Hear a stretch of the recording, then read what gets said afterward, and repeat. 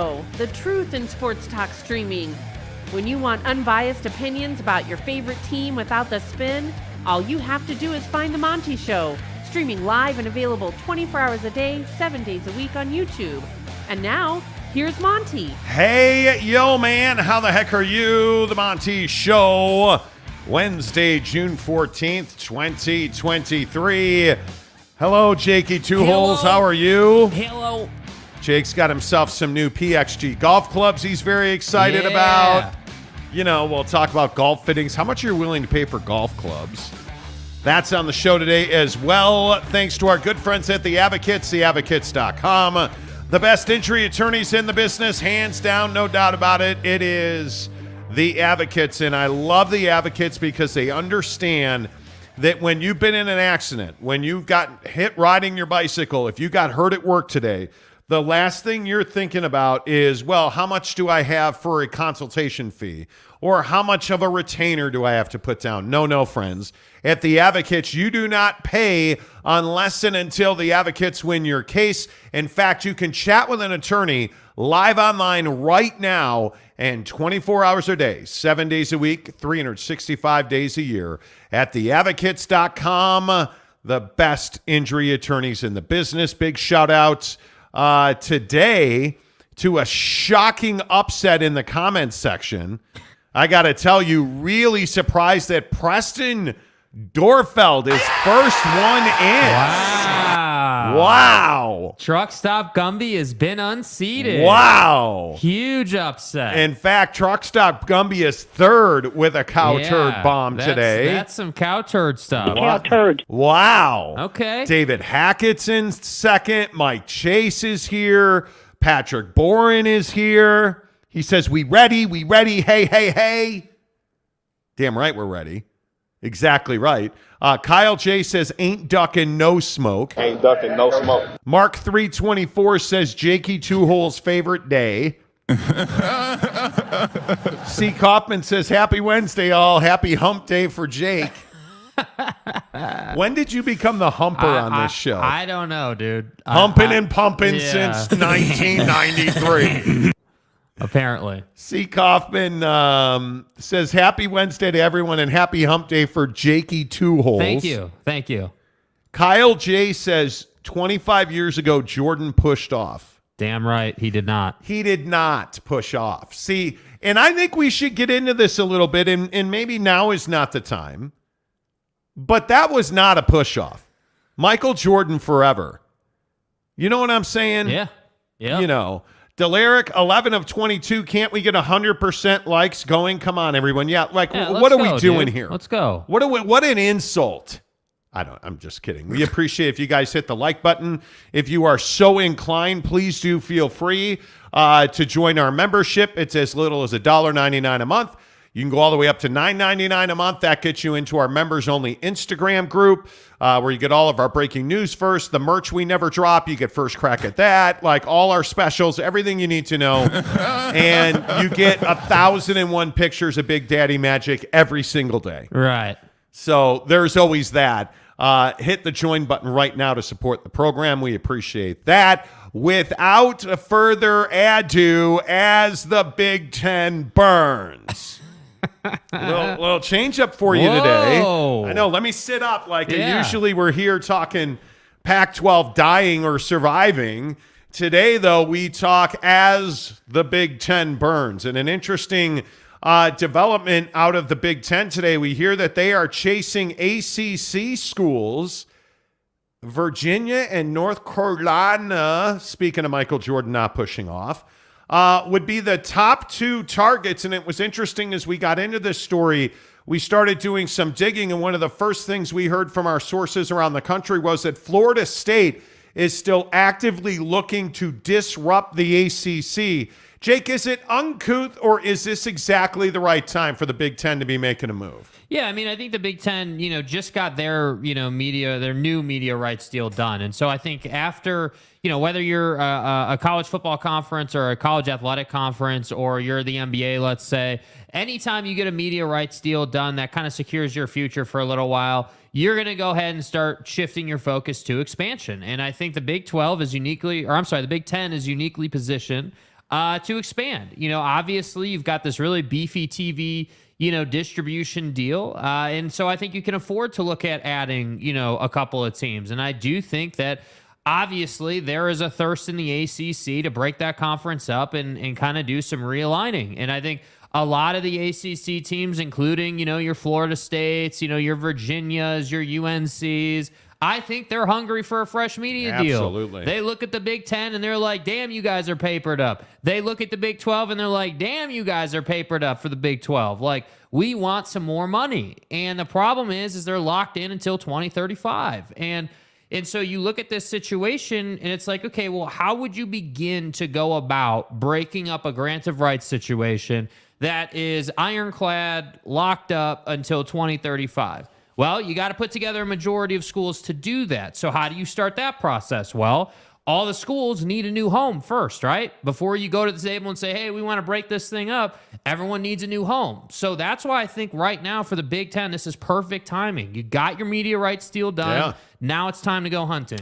I think you're exactly right. I think it is perfect timing. But here's a question that I ask, and I know that this is crazy. I know we tend to get off the rails on this show. What? But if you're Virginia and North Carolina, is it all about the money? Is that all this is? Because aren't they a much better fit in the SEC than they are in the Big Ten? With all due respect to the Big Ten. And I understand, Brett McMurphy put out a tweet today that I think blew a lot of people's mind. Look at the numbers on here. Look at the numbers on here, you guys. These are the top schools in 2022 in athletic revenue, according to the USA Today. And if you notice right there on top, Ohio State. Ohio State at $251 million. Any surprise at Texas? Second. Alabama third at $214 million. Michigan at $210. Georgia only at $203. How did Alabama get $214 and Georgia's at $203? But look what it is. LSU, Texas A&M, Florida, Penn State, Oklahoma at 10, $177 million. By the way, you might want to go down to 19 and find the Pac-12 somewhere, as Oregon's at 153.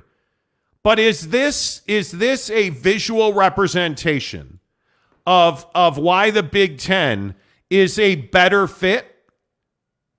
Or am I wrong in saying I think the SEC is a far better fit for Virginia and North Carolina? And I say that because if you're North Carolina specifically, I think you are a basketball institution. Yeah. Almost inarguably, North Carolina is a basketball institution. If you go to the Big Ten, yes, you get that $100 million payday. I would assume you're not going to have to ramp up. But let's say you get 3/4 at $75 million. That doesn't solve the issue that you have travel logistics issue. You have in North Carolina, you have SEC schools all around you. It makes your life easy. It makes your student athlete existence better. Jake, I feel like the SEC is a far better fit for Virginia and North Carolina than the Big Ten. And I think the only trouble with it is that the SEC is more of a football conference than a basketball conference. And I look at a lot of these ACC schools and I say, hey, look, this conference has already crowned Clemson for a reason. I mean, you're not a football conference. You're just not. And you're a power every year in basketball. And so I think, when you look at it from that perspective, it's like, okay, we know the SEC is just better than you at football. We just know that. Every single year, there's two teams from the SEC that were in the 4-team college football playoff. Obviously, it's expanded now, so kind of a different situation. But up until this point, it was basically two teams from the SEC, Ohio State, and whoever the hell was the 4th team. I mean, that's essentially what we were looking at. So when I look at Virginia and UNC, I say, yeah, I mean, the SEC travel-wise, it's probably a better fit. Yeah, but at the same time, it's not like you're talking about, well, hey, are we going to fly from, North Carolina to Georgia? Or are we going to fly from North Carolina to Oregon? It's not that much different. You're talking about flying from North Carolina to Ohio, Michigan, the Midwest. And so when I look at it from a travel perspective, I, in my opinion, kind of feel like it's sixes really. It's kind of the same thing. But what I struggle with is if you go in and specifically with UNC and Virginia, if those two schools were to go into the SEC, those are bottom feeder football programs for probably 2 or 3 years at least. Obviously they deserve a chance to ramp up. Okay, great. Maybe they ramp up and all of a sudden UNC is some football powerhouse, which in my opinion is never going to happen. But let's just say it happened. Okay, great. That's perfect world scenario. But if you put UNC and Virginia in the Big Ten, what do we get? Well, we get two teams who are basketball first in a conference that, frankly, is super duper top heavy in football and better in basketball, more spread out in basketball, better chances in the tournament in basketball than the college football playoffs. So, in my opinion, I think they both offer unique value and good value. It's really just which situation do these schools want to be in. Yeah, and I think I look at Virginia a little differently. I think Bronco Mendenhall, obviously, his last 2 years were not great, but they have an Orange Bowl appearance. I think Virginia absolutely can be a football powerhouse. Is that to say a national championship contender? Probably not. In basketball, they've proven to be that. I look at North Carolina. I don't care what Mitch Trubisky has to say about it. I think North Carolina is a basketball school from the jump. Yep. Obviously, Drake May is going to have something to say about that this year. But I look at North Carolina individually, and I say you need to be in the SEC.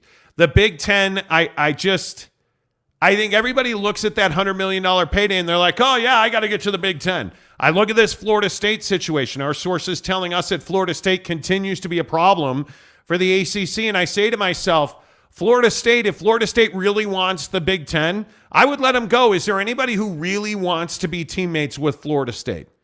Because it feels like Florida State's that neighbor that's a pain in the ass and wrecks every HOA board meeting, right? Like they're the ones, and they just seem like that problem child right now.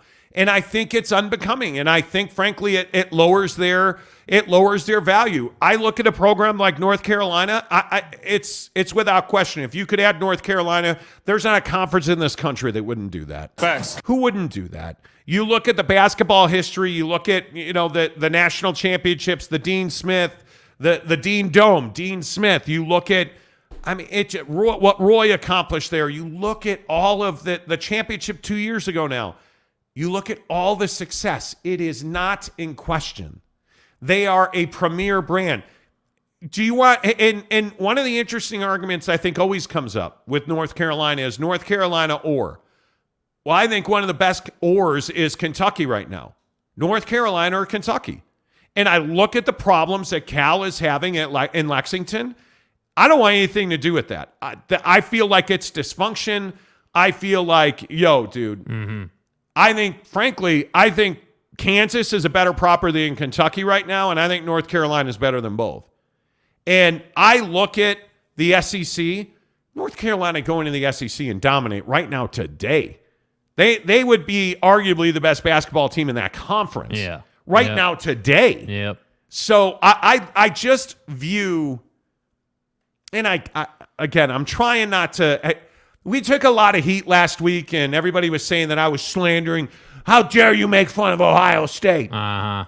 Look, I get it, and I'm not even making fun of Ohio State. Everybody is outraged. They're all pissed off, right? Like I said it the other day when Bucky came knocking on my door. I was like, hey, bruh, Ryan Day is one of the best coaching stories that nobody talks about because it's just expected that when Bucky comes to your door, you're going to bow down, bend the knee to Ryan Day in Ohio State. Uh-huh. Right? Like it just is because he's done such a good job.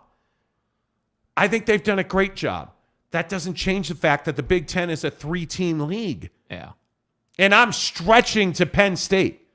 It's a 3-team league.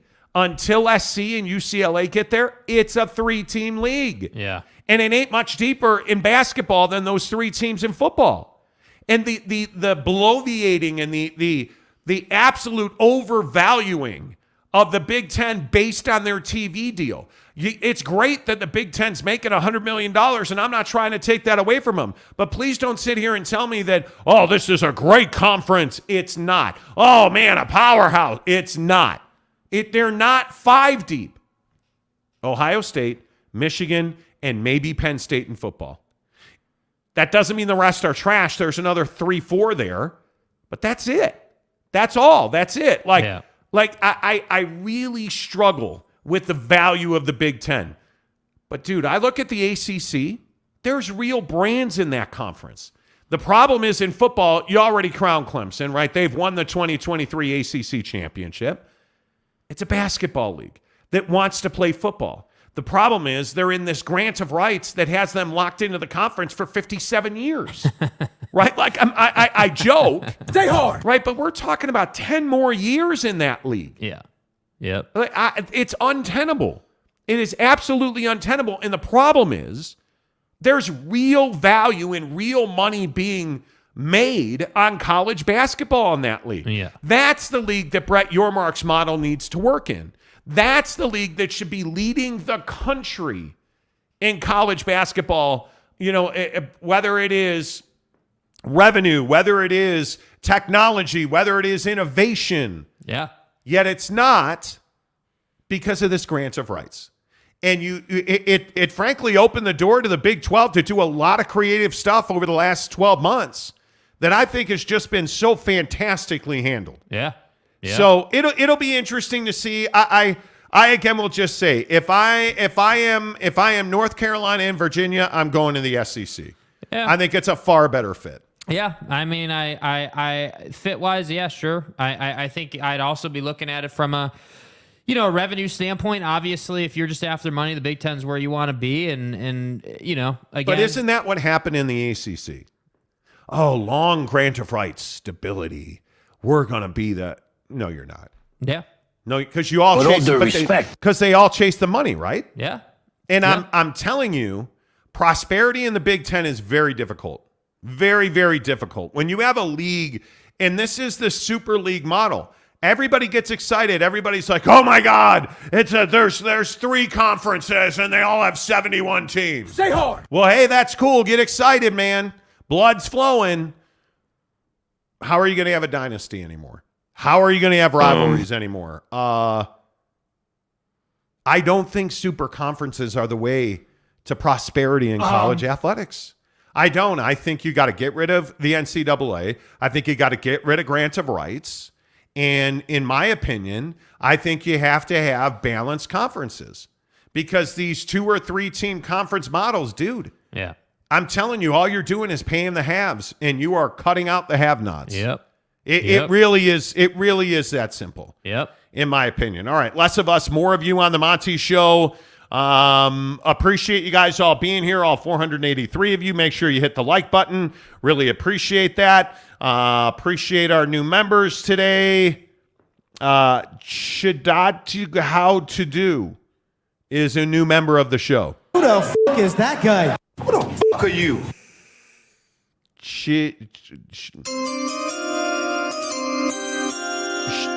Shadota, Ekpe Udo. I don't know. You want to explain that? Welcome. John Teal gives us $2 to say Florida State, North Carolina, Miami, and Notre Dame plus 4 more Pac schools. Awesome.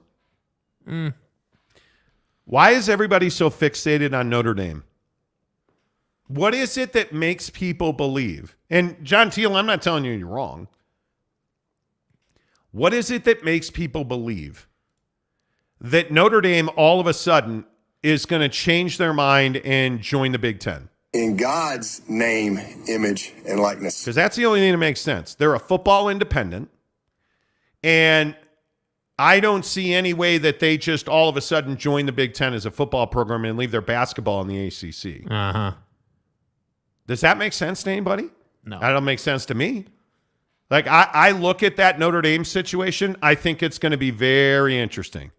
Very, very interesting because I personally don't think they're going to join a conference, and if they do, I don't think it's going to be any conference outside of the Big Ten. Mm-hmm. Because why would they? In my opinion, they wouldn't. And I think this is why one of the greatest talking points in college sports: can Florida State break up the ACC? Because I'm telling you, it feels like they're trying. Yeah. They're trying. Jeremy Calzone 23 years since the Big Ten has won a men's hoop title, yet every year they are touted as a powerful conference and get the most effing teams into the tournament. It's a joke. Oh, it's all hype. Yeah. It's with and It's again, all hat, no cattle. Wow. I am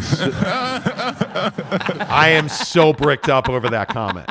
To drop an all hat, no cattle is so bricked up right now. Oh my God, that Dude, is it's one incredible. of your greatest lines ever. I know, isn't it? Ever. Steve Smith says, do you think Duke would go to the Big 12 if UNC goes either to the SEC or the Big 10? You know, Duke is interesting because Duke is Duke. But Duke also plays football. Yeah. Duke also plays men's lacrosse, swimming, track, baseball, like full athletic department. But Duke and Carolina have to play for games of consequence every single year, multiple times in basketball. Yep. And if that's broken up, I think it is an absolute travesty of justice in college athletics. Yeah. Duke, Carolina, and basketball, and I don't care if you don't know a single player. Duke, Carolina, and basketball is a must. Yeah. And Agreed. it has been for me for 40 years. But I think Virginia, for college basketball fans, is one of those teams too. I mean, Virginia's been really good, and they've given Duke and UNC and all those guys a run for their money. And I think again, they don't have that same swag, they don't have that same heritage, but they don't. Duke, UNC, plus Virginia. Duke UNC is what rivalries are about. Yeah. And I know everybody says, "Oh well, Monty, hey, you got to check out the Buckeyes and the Wolverines. It's Michigan and the Ohio State, and I mean, Gonzaga. It's at the shoe, bitches. Like we're ready to go." Duke, Carolina at the Dean Dome. Dean Dome. Duke, Carolina at Cameron Indoor. Good night. Yeah. Good night. Yeah. Zion can bust up some more shoes. Good night. Like, that's a game you'll pay thousands of dollars to go to. Duke, Carolina at the ACC championship game, please. Child, please. Like, that's what college sports should be about. But too many times it's not. And to me, it's unfortunate. Hero 75. The Big Ten, looking at the ACC, tells me that they have decided which teams, if any, they would take from the Pac-12 if it falls, and those teams know it.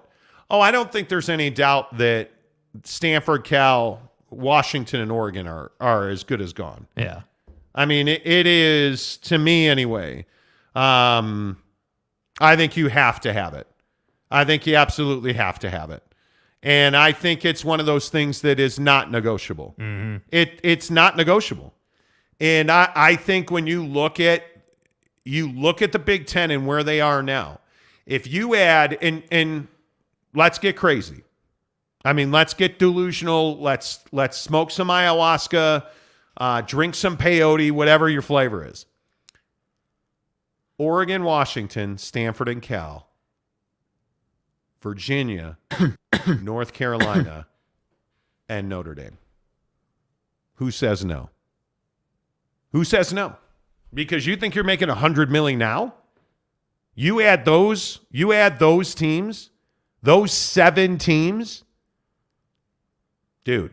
Now you're cooking with gas. It's a lot. And maybe you balance it with Virginia Tech. Maybe you balance it with Duke. But Duke doesn't fit academically in the Big Ten with Northwestern and Stanford, do they? Could you imagine Duke, Carolina, Virginia, Notre Dame, Oregon, Washington, Stanford, and Cal? Yeah. You would have every academic institution worth a crap in your conference. And you'd clearly be I mean, come on. Yeah. You're talking about the bee's knees at this point. Like, I mean, that would be unbelievable. Yep. Unbelievable. Bryce Martin says, I bet Duke goes where UNC goes and they'll be like Texas and Oklahoma. I hope so. Because you can't replicate that. Elaine Tran, how the heck are you? I think they will go to the big. We'll see. MH5, my 2-year-old will just about be graduated from high school before the ACC TV deal is over. Damn. before that, Guys. the grant of rights is over in the ACC. Hey guys. We're going to grow new redwood trees out behind the barn. Like, it's going to be unbelievable. Who thought that was a good idea? Somebody. And I know we say this almost every day on the show. Yeah. Who thought that was a good idea? I don't know either, because that was a terrible idea. Yeah, I don't know who thought that committing to something for that long was. I mean, bro, it's just not sustainable. Why would you? It's just not sustainable. John Teal for $2 says they join or they get a visit from old two holes. Old two holes. You consult in some conferences now, huh? Good old two holes. Hey, good old two holes here. Hey, Commissioner Sankey. Jakey Two Holes is on the phone. I want you to listen to me. Could you imagine Jake being the decision maker of, like high level college expansion? I couldn't even imagine it. No. I couldn't imagine it. No, I'm good. No, bruh, I'm good. I couldn't even imagine it. So I'm fine. I'm completely fine. I don't think so. No. Tanner Plummer says old two holes. That's going to be Jake's nickname when he turns 80. Yeah. Exactly right. Shy Bone. Okay. Big B 212 team divisions, total of 24, National League coast to coast. You're not that far off. I mean, if we're being honest, you're really not that far off. Yeah. Are we really that far off? No, we're not. Truck Stop Gumby. Monty will be on Social Security before the ACC grant of rights runs out. Damn. Well, I mean, listen, I am on a lot of things, including Bucked Up Energy Miami, which I have sitting right here. Yeah. And I've been thinking about opening it, so the taste buds have been watering. It really hit me. Dude, Miami's the best in the business. I say it every day on the show. I didn't have my Miami today. Admittedly, driving in from good old South County today, I was a little crabby. Driving into to the studio. And it was, it was cured. Took a buckshot. Now I'm drinking a Bucked Up Energy. Whoa. Careful, bro. A Miami. I almost call it a Miami. Drinking a Bucked Up Miami. Dude, it is the best. It reminds me of Hawaii because it's got kind of a pina colada taste. Yeah, it's pretty good, dude. It's pretty dang good. Smooth. Easy as the Rocky Mountain streams. Smooth. That's Coors Light. But anyway, the point is, Bucked Up Energy, absolutely, you guys. I love it every day. I tell you, I don't want you to take my word for it. Get in the description below. We have 2 great free sample offers for you. The first one is Buckshot, and I don't know what more I can say about Buckshot. It gives you a lift. It is absolutely one of those things where, hey, man, I got back from lunch, and I am tired. Yeah, I'm going to hit a Buckshot so I can power through the rest of my day. Hey, I didn't sleep great last night. I'm going to start the day with a Bucked Up Buckshot. Absolutely right. It lifts your mood. You quite literally feel mental energy, yes. and I absolutely love it. Whether I'm golfing, preparing for the show, whether I am, selling or meeting with clients, it doesn't matter. Buckshot makes the conversation better. Get 6 free samples in the description below as well. The Buck Bar is there. I tell you again, you guys know on this show, if you've watched the show for any amount of time, I have really struggled with protein bars until now. Because the Buck Bar is just next level, and not because it's from Bucked Up. Am I telling you this? I am telling you this because I know how many people struggle to find a bar they like. And I don't know what you guys say in the comments section, but I think when you look at the bar market in this country, they're either full of sugar or it's crazy to me that we don't have a quality bar until right now with the Buck Bar from Bucked Up. You look at the fact that they use whey protein isolate, the very best of the best, lactose-free, protein crisps, which are high protein crisps made with real milk to deliver great texture and flavor. And the best part about these bars they use natural flavoring like dates. So they're not real, like a lot of people are watching like their blood sugar and dude, it's low glycemic. I absolutely love the Buck Bar. Get a sampler pack free sent right to your front door in the description below.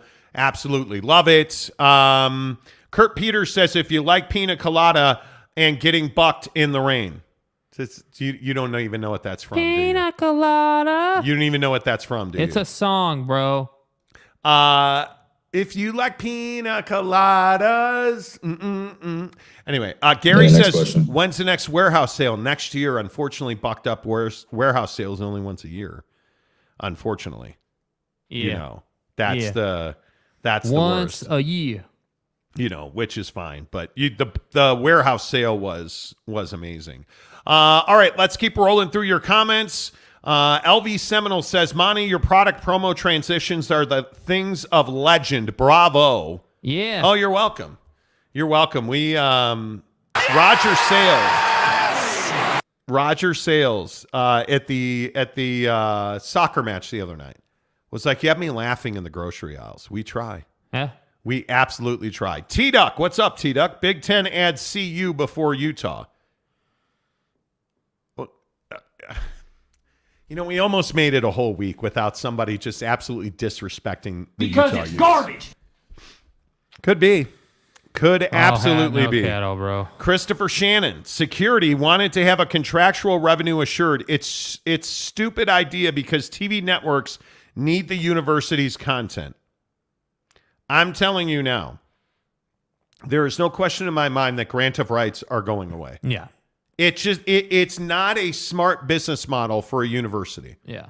I mean, if you are Notre Dame, why are you signing your grant of rights over to a conference who are going to take them and sell them to a network? Just doesn't make any sense. Why wouldn't you just sell them to a network? You're Notre Dame football, man. Like, that's what's crazy. That's what's really crazy to me.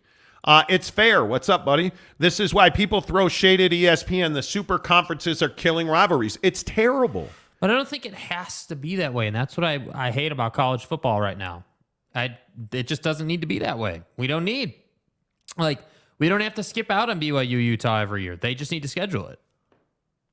I think it's so, what's the word? Frustrating, disappointing. Like, pick the word you want to use. It's incredibly deflating to me that we don't get some great rivalries. Like, are we going to lose Notre Dame USC? Maybe. Now that they're in the Big Ten, can you imagine USC playing Notre Dame in November? As a member of the Big Ten, I have a hard time believing that's still available. Like that, and it's really disappointing. Are we ever going to see year in and year out Notre Dame and Michigan? Are we ever going to see Utah and BYU? Are we ever going to see things like the Red River Shootout? Are we ever going to see like if you think about Bedlam? Is Bedlam ever going to be played again? Is anybody ready to go out on a limb and say, hey, yeah, well, we got the Red River Shootout. We don't need Bedlam. Because we need Bedlam. We need Oklahoma State. Is that a real question? We need Oregon State, Washington, Yes. Washington State. Yes. We need that. BYU and Utah. But I'm telling you, North Carolina and Duke, those kind of rivalries are dead now. Like there are so few, and the new ones, you just don't get new ones because there's been so much tumult and turnover. Yeah. So we miss all of the greatness. We wind up getting, hey, is Kirby better than Saban? That's what we get. And it's because you look at how big these conferences are going to be, and they're bloated, and they're going to continue to bloat more because there's more money in it. Yes. Yes. There is. You look at this, again, we've talked about it ad nauseum, so I apologize, but you look at this 9-game schedule thing with Sankey and the SEC. If ESPN pays, and there are indications that ESPN is willing to pay for that 9th game, Yeah. the SEC is going to play 9 games. The SEC is going to play 9 games. But what does that mean? We're going to push out a non-con game. Yep. And all the rivalries are going to be in conference, right? So now what happens, again, and you can just look at realignment. You just look at realignment, man. Like you look at BYU, if Utah doesn't join the Big 12, that series is dead. Yeah. It's over. Yep. If Utah winds up either staying in the Pac or going to the Big 10, or if they don't join the Big 12, BYU and Utah are done. It's a real shame. And there's no need for it. There is no need for it at all. Midnight Magic Musings. Is Jerky Two Holes name, image, and likeness? Okay, first of all, it's not Jerky Two Holes. Are you sure? Can you please get my name right, bro? I just added you to our members-only group chat, and now you're getting my name wrong, bro. Yeah. In God's name, image, and likeness. You know. Phenomenal Hebrew. I like it. The Big Ten is not adding Utah under no circumstances. Wow. Well, I don't know if it's under no circumstances, but I would guess that Utah is not high on the list of the Big Ten. And again, I know that Ute fans don't want to talk about it. Yeah. But if you are a Utah fan, and hello to everybody watching in Salt Lake City, if you are a Utah fan, you should be hoping you go to the Big 12. Yeah. Because that's where you belong. Just a natural fit. It's perfect. It's where the most money is. It is where athletic prosperity is. Yes. It's where you belong. And everybody, I understand, Ute fans want, well, we belong at that. You deserve what you want. And you've earned the payday in the Big 12. You've earned a rivalry with Brigham Young. Brigham. Like you've earned that. Yeah. That's where you belong. And at some point, I think Pac-12 membership will get over this idea that, oh, well, I mean, if we have to step down to the Big 12. Dude, I got news for you. When you're in the Pac-12, you're not stepping down to anything. Get out a ladder because you're stepping up. Yeah. Because right now, you're not in line financially to make what they're making in the Big 12. It's not the best situation, and we all know that. You don't have a seat at the table after this season. I mean, when SC and UCLA are gone, can you imagine a scenario where Pac-12 schools are highly sought after for big games and big bowl games? And I can in Oregon and Washington and Utah. But then what? What do you say to Washington State? Hey, hey, we're the Fiesta Bowl, Washington State. We'd love you not to play here. Hey, it's the Orange Bowl, Commissioner or President Schultz at Washington State. I know you're about to be fired, but we wouldn't want you to play in our game either. Well, it's the optics. Right? Like the optics, the optics are bad. Yeah, the optics. Right, but that's my point. If you're Washington State, Oregon State, if you're right now, if you're Stanford and Cal's going to fire Wilcox after the season, let's be honest about it. Yep. Right? So if you're Stanford, Cal, Oregon State, Washington State, you're in real trouble. You're in real trouble. If you are Arizona State, I think much less Arizona, but if you're Arizona State, what's your real value athletically? I'm waiting too. Because Ray Anderson keeps talking about how loyal and faithful he is as an athletic administrator to the Pac-12. We haven't even thought about other conferences. Ray Anderson at Arizona State, please stop talking because you're damaging yourself. And the thing that, again, and if I'm happy to roll on the Pac-12 thing because, again, I will just say I don't understand this vomiting on microphones that's going on with presidents and administrators in the Pac-12. That's an issue.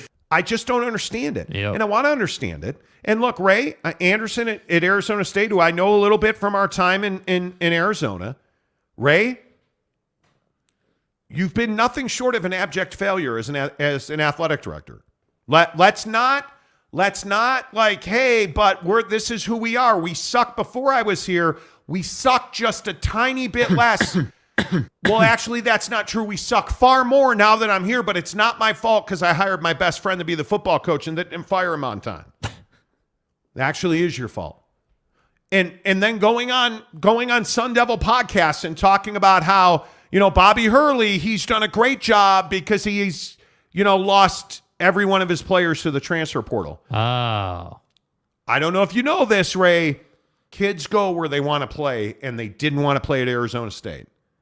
So, yeah, that's not a thing of the system. That's a thing of you guys are a pain in the ass to deal with for kids. Unequivocally, I cannot couch this. Ray Anderson's an abject failure as an athletic director. Yep. And he should not be the athletic director at Arizona State. And as long as he keeps talking, the damage is done. You're just driving nails into your athletic budget coffin, Ray. That's all you're doing. Because nobody is excited about Sun Devil football coming to the Big Ten. Nobody can you guys imagine Commissioner Sankey's like, well, man, we better expand. North Carolina or no, we got to get Arizona State. Nobody says that. Man, Duke. Coach K's not there anymore. I mean, we got to have a guy like Ray Anderson in our conference. Is Ray Anderson not the best example of Pac-12 arrogance? Well, it is, but, we got to get Ray into the SEC so that we have another easy win. We just want to check that box. Yeah, bro. we're playing 9 games now. Nobody is calling, Ray. Nobody is coming to save you. I mean, just the fact that yesterday, I believe it was, he went on that podcast again and said something to the effect of, we're not even thinking about other conferences. We're firmly in the pack. Just the way he says it, it's like, dude, are you just completely unaware of the fact that your conference may not exist next year? Or are you just completely oblivious to the idea that your school is going to suffer? It is going to wilt under the Arizona sun if you don't get a new media deal. Are you just unaware of that? Are you just so brainwashed that you think that staying in the pack is a good idea? Dude. That's what I don't understand. I can get down with if an AD at any school in the Pac-12 is like, yeah, we'd really like to stay in the pack. We like the relationships. We're comfortable here. We'd like to stay here, but I'm good with that. I'm fine with that, which is what the Rick Georges of the world and many other people in the pack have said. But I cannot get down with, hey, we're not even thinking about those conferences to our east. And we're firmly in the pack. We're dedicated to this conference. I just don't know how you are running that narrative out there. That doesn't make any sense. It doesn't make any sense. And the hard part is, you don't hear Arizona saying stupid shit like, "Well, we've never even considered another conference." No, you have what their are you talking about, have man? their private president saying, "Well, Big 12 is a power basketball conference," because Arizona's a basketball school. Right. You have Colorado openly courting. You can't keep doing this thing where you're spinning. Well, why another conference? Why would we be doing that? Everything's fine. And he's the guy, Ray Anderson's the guy, standing in the middle of a house, a mansion that is burning down that you paid $50 billion for. And you're like, everything's fine as you throw another, those wax solo cups that we all used to drink out of when we were kids, right? Just a wax solo cup of water. Yeah, everything's fine. We're in a control position. It's a little smoke, but fire? What fire? There's no fire. Fire. Come on, dude. That's what Ray Anderson's doing right now. It's a joke. And it's remarkable to me. I've never understood it. I don't understand it now. But again, it's why Arizona's a better institution. You would think at some point, Pac schools, or hell, even in the ACC, right? It may get here in the ACC. At some point, you would think that these schools would openly talk about the fact. They would openly say things like, yeah, I think Brett Yormark is a great commissioner. I think, they're doing a great job over there in the Big 12. We understand the value of the Big 12, and it's certainly something that, we got to look at. But right now, the reality is we're in the Pac-12, and we got to wait to see what our TV distribution deal number comes in at. You know what I mean? Kind of starting to slowly but surely work your way to saying something like we're going to the Big 12. But you won't even say that. Instead, you're going to have this stance of, no, the Big 12 is below us, and we're the best conference in the land. Yeah, and It's crazy. I don't understand it. It's absolutely insane. I don't understand it. By the way, the FedEx lady is standing at my door right now, knocking on my camera. She is standing at my door going, "Hey, bro, I love when, because a solar solicitor did this several months ago, where, you know, when I have a Ring doorbell camera at my front door and my back door and my side gate and my garage door. Right. It's like totally covered in all these cameras. My house is Fort Knox. Right. But anyway, the point is, and they're all like, hey, man, is there anybody in this thing? Hey, hello? Are you guys, Greg Sankey, are you in there? Like, they're all, hey, I don't know if you guys know this, but you can't see anything in there. What are you looking for? Well, I'm trying to see my fortune, bitches. Hey, we're looking for the Pac-12 TV deal. Is it in here? Anyway, the Monty Show. Let's get more of your comments in here. EU Junior 4SC says USC has said from day one that Notre Dame game isn't going anywhere. The alumnists, have too much say, and NBC will want the game to continue. At worst, the game gets moved early in the season because of the Big Ten forces it. My biggest concern is that this is what every rivalry has said. And I'm being serious. Oh, Notre Dame and Michigan. I mean, Lou Holtz and Bo Schembechler. Oh, my God. It'll never end. Come on, man. Just saying. Catholics versus convicts. Where's that rivalry? Notre Dame's had a lot of rivalries.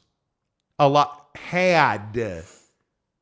And I love SC. My boy Chad Hagobalobian. I have a lot of SC friends. You pricks. Like, I do. I'm a Notre Dame guy.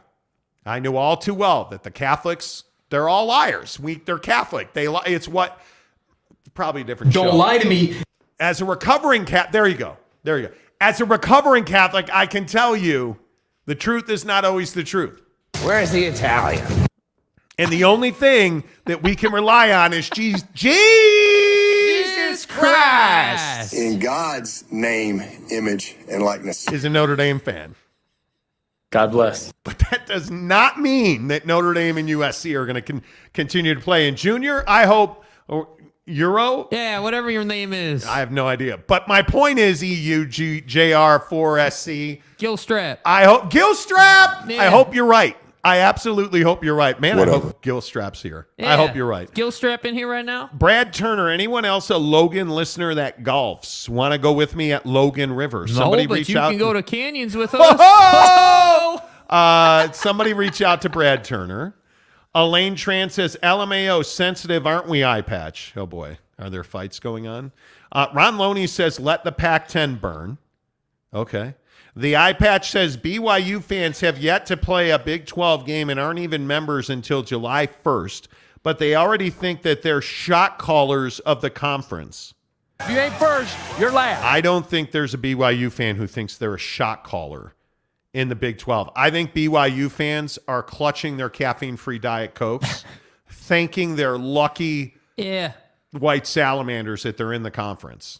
Because I think... They're white salamanders. Again, speaking of USC fan friend bases, I don't think I have a bigger fan friend base than that of the Y. This is why. I know quite a few BYU alumni. A BYU alumni I know that lives in Austin is absolutely like, whew, love the fact that we're in the Big 12. Too bad Texas is gone. Seriously. Text conversation like 2 weeks ago. Elaine Tran also says, NBC going all in for NBA. They won't bid for Notre Dame. They will. I don't think there's any doubt. They've already talked about it. Swarbrick leaving Notre Dame and installing an NBC TV executive as his replacement probably tells you all you need to know. J.K. Marshall, a new rivalry has been born. UTEP versus ASU. That's Sleeping Giant, bro. UTEP. You don't start with the sleeping giant crap. Don't. You've been a decent human being today. Well, you bring up the sleeping giant stuff and violence may ensue. It makes me a loving father and a decent human being. I'm not today. I'm not. Not today. I'm not. So I didn't get a new PXG club. I did not. Take it. See ya. Sucker. Truck Stop Gumby, ASU versus New Mexico State should be a rivalry. hey, JD, how about ASU and San Diego State? OG Gary says maybe ASU knows they aren't getting in the 12. Could be. Kyle J with the yellow Mustang. Is that a Mach 1, Kyle J? BYU versus Built Bar is the new rivalry. Damn. Don't get me started on the Built Bar deal. Curtis says it looks like Pac-12's options are CW Scripps. It's not Scripps. I shouldn't say that. Brian Lawler, the president of Scripps Sports, has been on this show twice. We've asked him twice, hey, dude, any chance you're talking to the Pac-12? No, absolutely not. No. That's a no for me. No. Minute parade? He's like, no, I'm out. No. And then I said, what would it do to your network? He's like, ow. Ow. Ow. Still one of the greatest videos ever. Ow. Ever. Ow. Meow. Tom Dean says, so the Big Ten and the SEC want UNC and Virginia. Has there ever been any other school that those two conferences both wanted? Only all of them. Yeah. Only all of them. Owen Lovell, what's up, Owen? Good to see you, man.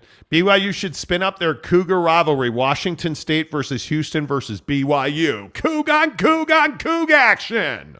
You're out of your freaking mind. Does Washington... I'm serious, and I'm not even trying to pile on Washington State. What happens to Washington State? Because it's garbage. If we're all being honest, what happens to Washington State? Because I feel like they're broke. And the right move. I don't know. Well, I don't know if I don't quite know how to answer that, to be honest. What do you do, Washington State? Well, you go to trydaytrading.com/Monty so that you can begin making thousands of dollars a day. Couldn't have said it better myself. I know you couldn't have because I'm more talented. Yeah. But did you guys know that at trydaytrading.com they're going to teach you in their systems, in their algorithms, in their processes of becoming a prolific day trader. And whether you want to do that as a part-time side gig or you want to go all in and build a business for yourself, work for yourself, build the life you've always dreamed of, trydaytrading.com has an answer for you. And it's pretty simple, folks. It's a 10-day, 30-day trial membership, $10 30-day trial membership. In, out, done. That's it. It's really simple. It's a $10 charity donation, and you get a 30-day membership where you're going to get all the coaching you want. And it's not like you get just a small version of what they do. You're all in, dude. For $10, you're all in at trydaytrading.com/Monty. All you guys have to do is go in and you're going to get partnered up with a coach who's going to work with you at your pace and on your time. So if you're keeping your full-time job, hey, they respect that. You have to work. They're going to set up a coach that can help you in your off hours. If it's your full-time, all-in deal, they're going to work with you full-time to get you all in. And at the end of that 30 days, you're going to make a decision. Hey, this is for me. I love it, which is what 9 out of 10 people say, dude. Hey, I see how I'm going to make at least $1,000 a day doing it full-time. I see how I'm going to make hundreds of dollars a day doing it part-time. Everybody goes all in because it's easy, it's fun, it's thrilling, and it makes you money.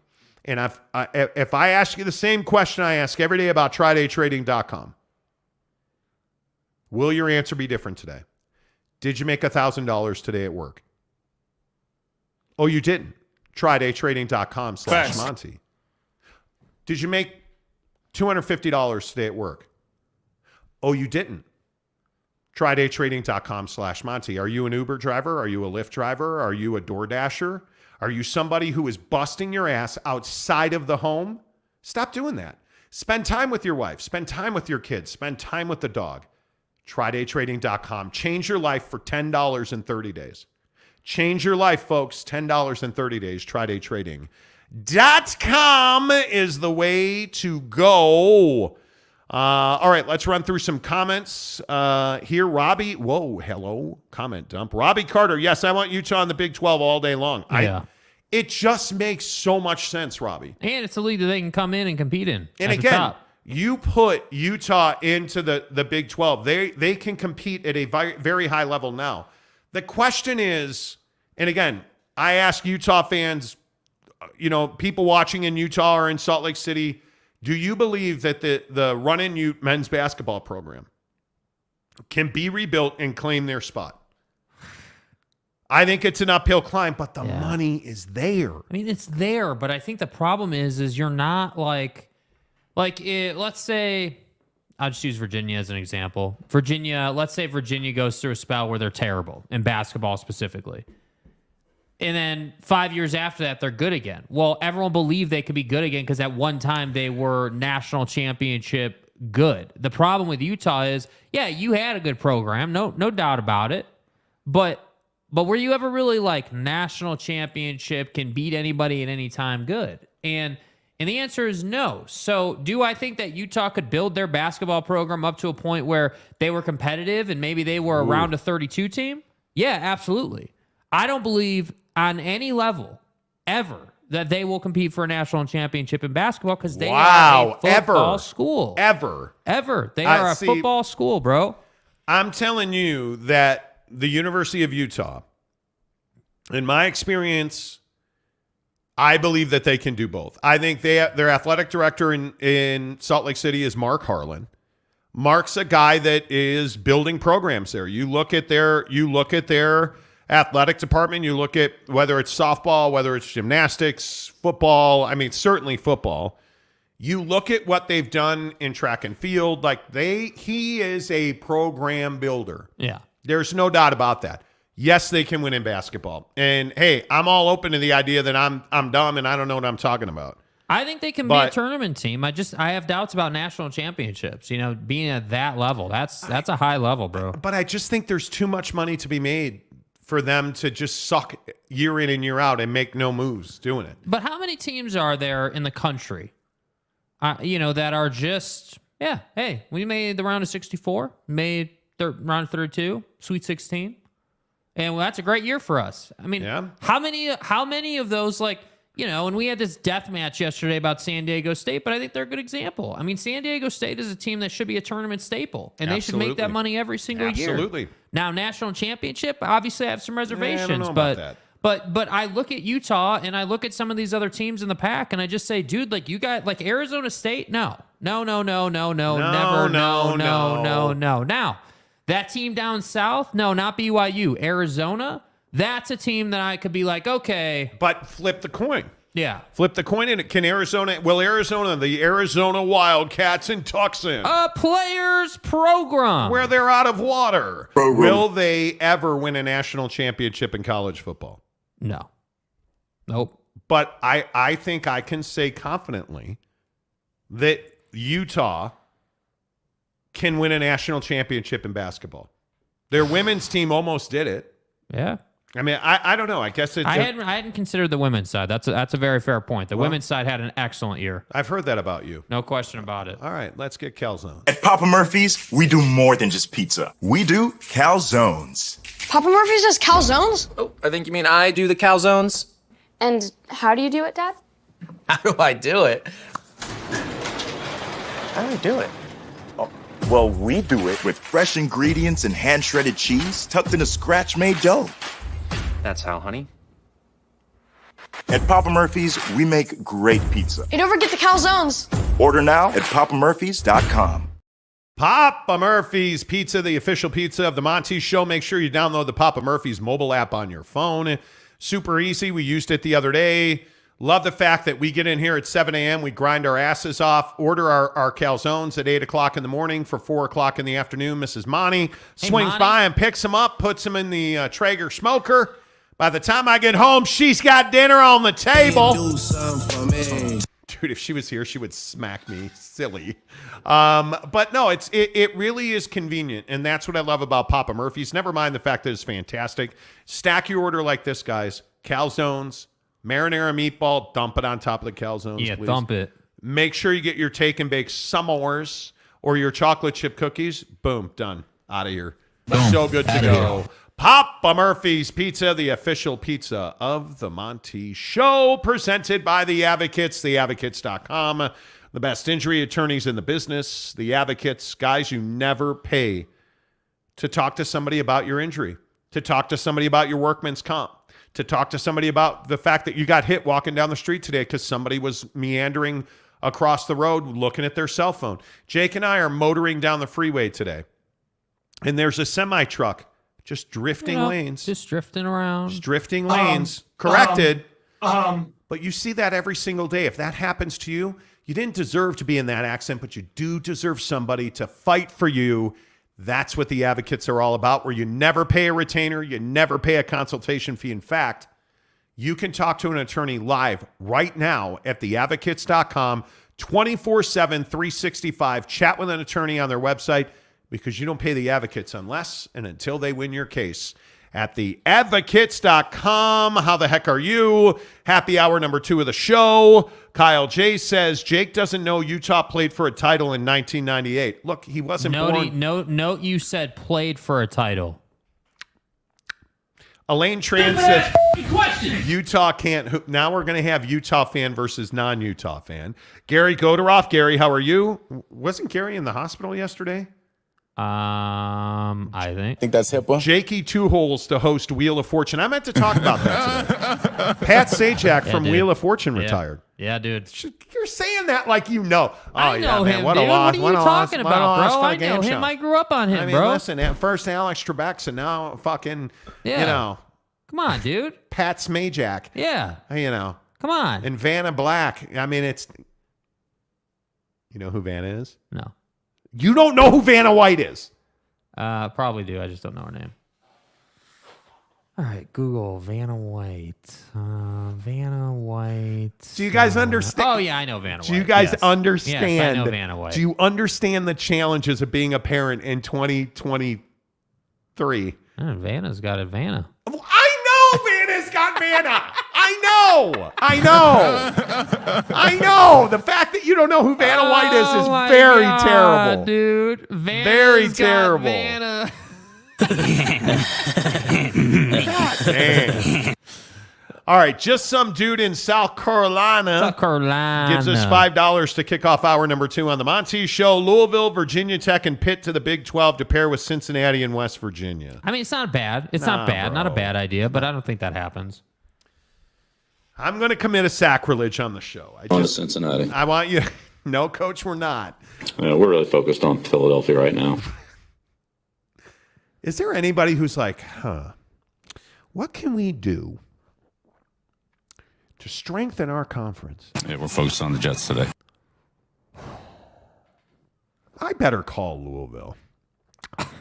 You know, I mean, after what Pitino did there. I don't give a Baker's fuck. Let's get Louisville on. Yeah. I mean, Denny Crum is now dead. Let's get his ass on the phone. Let's get Louisville from the grave on the phone. Nobody is like, oh, man, dude, if we had Louisville, maybe Pitino would come here. Now, we'd have to close all the Italian restaurants in town. But Rick Pitino. Wonder if Kevin Ware and his leg would like to go to the Big 12. Off. Why would you bring it? Dude, he broke his leg. Rick Pitino. You're welcome. Just one day, my God, can you not ruin one of the best jokes ever every single day just once? I'm talking about a coach, Rick Pitino, who got a woman pregnant in an Italian restaurant out of wedlock where he said it lasted 3 seconds. And you're like, oh, yeah, how about that dude who broke his leg in half? His name is Kevin, okay? You remember Kevy? Yeah. And his 2 legs? Actually, it was 1 leg. It looked like 2 because it snapped in half, but it was 1. Really unfair. Can you just one day of your life not ruin my best joke? I'm talking about a dude getting a cannoli at an Italian restaurant. You're like, oh, man, this kid broke his leg. No, I think Homegirl was getting a cannoli. That's a good point. That's a good point. Oh, my God. Carl Adams says Louisville. Oh, no. Hello. Carl Adams said Louisville used to be good. Yeah, seriously. Yeah, they did. Adam D says Jake wasn't old enough to remember the back-to-back Final Fours. No, it wasn't. I'm not old enough to remember the Natty. Truck Stop Gumby says Vanna White is greater than the Pac-12. Hey, she's got a TV deal. Or maybe she's going to the Pac-12. She could. Kurt Peters, Vanna was looking good even in old age. Hell yeah, dude. Vanna's gonna Vanna. Hell yeah. Carlos Knuckles. Yes, she does. Vanna's got Vanna. Tom Dean. Jake, you are such a bad person. This is your fault that we on this show are now going to have to read Kevin Ware broken leg jokes because you're an asshole. And I hope you understand that. Buddy in his leg. Buddy. Tom Dean. Kevy Two Legs. Dude, you are so mean. Here I am. Dude. Kevy Two Legs. Wow. Salty Drunk. Next, Jake will say he doesn't know Australia's greatest export, Elle Macpherson. Oh, my goodness gracious. Elle Macpherson. Truck Stop Gumby. Vanna still got them that mana. Okay. You know. The fact that you don't know who Vanna White is ridiculous. No. Phenomenal Hebrew. Vanna is friggin' overrated. Waves in opposition. You're a hater, bro. Desew. D-S-E-W. Desew. Mrs. Monty going to be upset with you guys tonight. Every single night. Mark 324. Pat Sajak got a woman pregnant in an Italian restaurant. No! I'm so bricked up right now. You know? No, dude. All these stories run together. You know. I'm just saying. Yeah, kind of like Buddy in the Italian restaurant. And donuts. I'd tap that. Sign Zach Wilson. Yes. It's Zach Milson, please. No. Josh Bazan. What about Margot Robbie? Yes. Oh, my God. Yes. Yeah, dude. now you know. Oh, yeah, Margot Robbie. I've been a rich man and I have been a poor Let me man. tell you about Margot Robbie. Yeah, dude. Come on. The eye patch says great-great-grandpa remembers 1985. Stop. Like button casuals. Yeah, where are we at here? We've had, let's see. Oh, we're not doing too bad. 2,000 views and 173 likes. Let's go. Renee Roca says Vanna is a legendary hottie, a national treasure. Yeah. Spangler, wasn't Pat Sajak? That was Rick Pitino. Yeah. We know, dude. It was a joke. I didn't make the joke. Yeah, it was a cannoli joke. Okay. Roger Abbott says, "Wait, an Italian restaurant got Pat Sajak pregnant." I'm unfamiliar with it. Yes, it Yeah. did. Yes, it did. Kyle J. Monty, what you think about Rudy Gobert throwing shade at Utah? It wasn't throwing shade at Utah, dude. It was. Jazz fan is so soft right now. It was not throwing shade at Utah. This is corny stuff. It wasn't. It was not throwing shade at Utah. All right, real quick. Let's, because I know that we have a ton of NBA to get to today. Yeah. So we'll do that in 22 minutes. But I want to talk about which Pac-12 players and coaches are under pressure to win now. Athlon Sports, I thought, had a great write-up this week from Kevin Borba, who talked about the pressure facing the Pac-12 this year. Because you have a situation in the Pac-12, obviously, where you are going to disintegrate one way or the other. I think most of us agree now that there really is no way to save or even revitalize the Pac-12 back to what it could have been. Yeah. So one of the notions is with SC and UCLA leaving the conference this year, who's under the most pressure? Who has to win now? And I think, without a doubt, I think it's Lincoln Riley and his staff at USC. Because undoubtedly, when you bring in this much talent, you have a ton of pressure to win. I think Lincoln Riley needs to win a national championship. To do that, he's got to do it right now. His easiest path is through the Pac-12, to the top of the Pac-12, not through the Big Ten. It's to the Pac-12. Jake, I think Lincoln Riley is under the most pressure in the Pac-12. Yeah, you know, I tend to agree with that, but I look around the Pac-12 and, you know, I think some of these teams that are on the bubble in realignment have some pressure to win. I think Kyle Whittingham, you have pressure to win right now because if you fizzle out, if your program, starts to lose value, then all of a sudden maybe you aren't as attractive in the Big 12. But I think that we can't skip over the fact that, Deion Sanders has done what Deion Sanders has done. And that is massive transfer portal numbers, all the hype, all these tickets sold. Like, on one hand, he doesn't have any pressure because nobody expects him to be a 10-win team, right? Like, nobody expects that. But on the other hand, if you go 1-11, let's say, that's going to hurt your realignment prospect. And I think that, this Pac-12 TV deal situation has just kept going. So as long as they don't have a deal, I think that keeps the pressure down a little bit, right? That keeps the pressure down on Prime. They don't have a deal. Great, we're going to the Big 12. But as soon as a deal is proposed and you're in that conversation, I think Prime needs to win, because if Prime wins, they're going to be in a great place. They have all this value. They're building. They're one of those teams that we were just talking about that's kind of ascending. They're on the up and right path. So to me, I agree Lincoln's got the most pressure because he's got the facilities, he's got the money, he's got the talent. He's Lincoln Riley. Like, you have everything you need.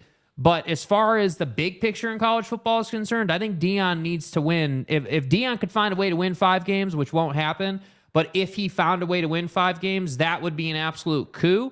And I think would add massive value to the Big 12 proposition for Colorado. And see, I think it's Alex Grinch, the defensive coordinator at USC.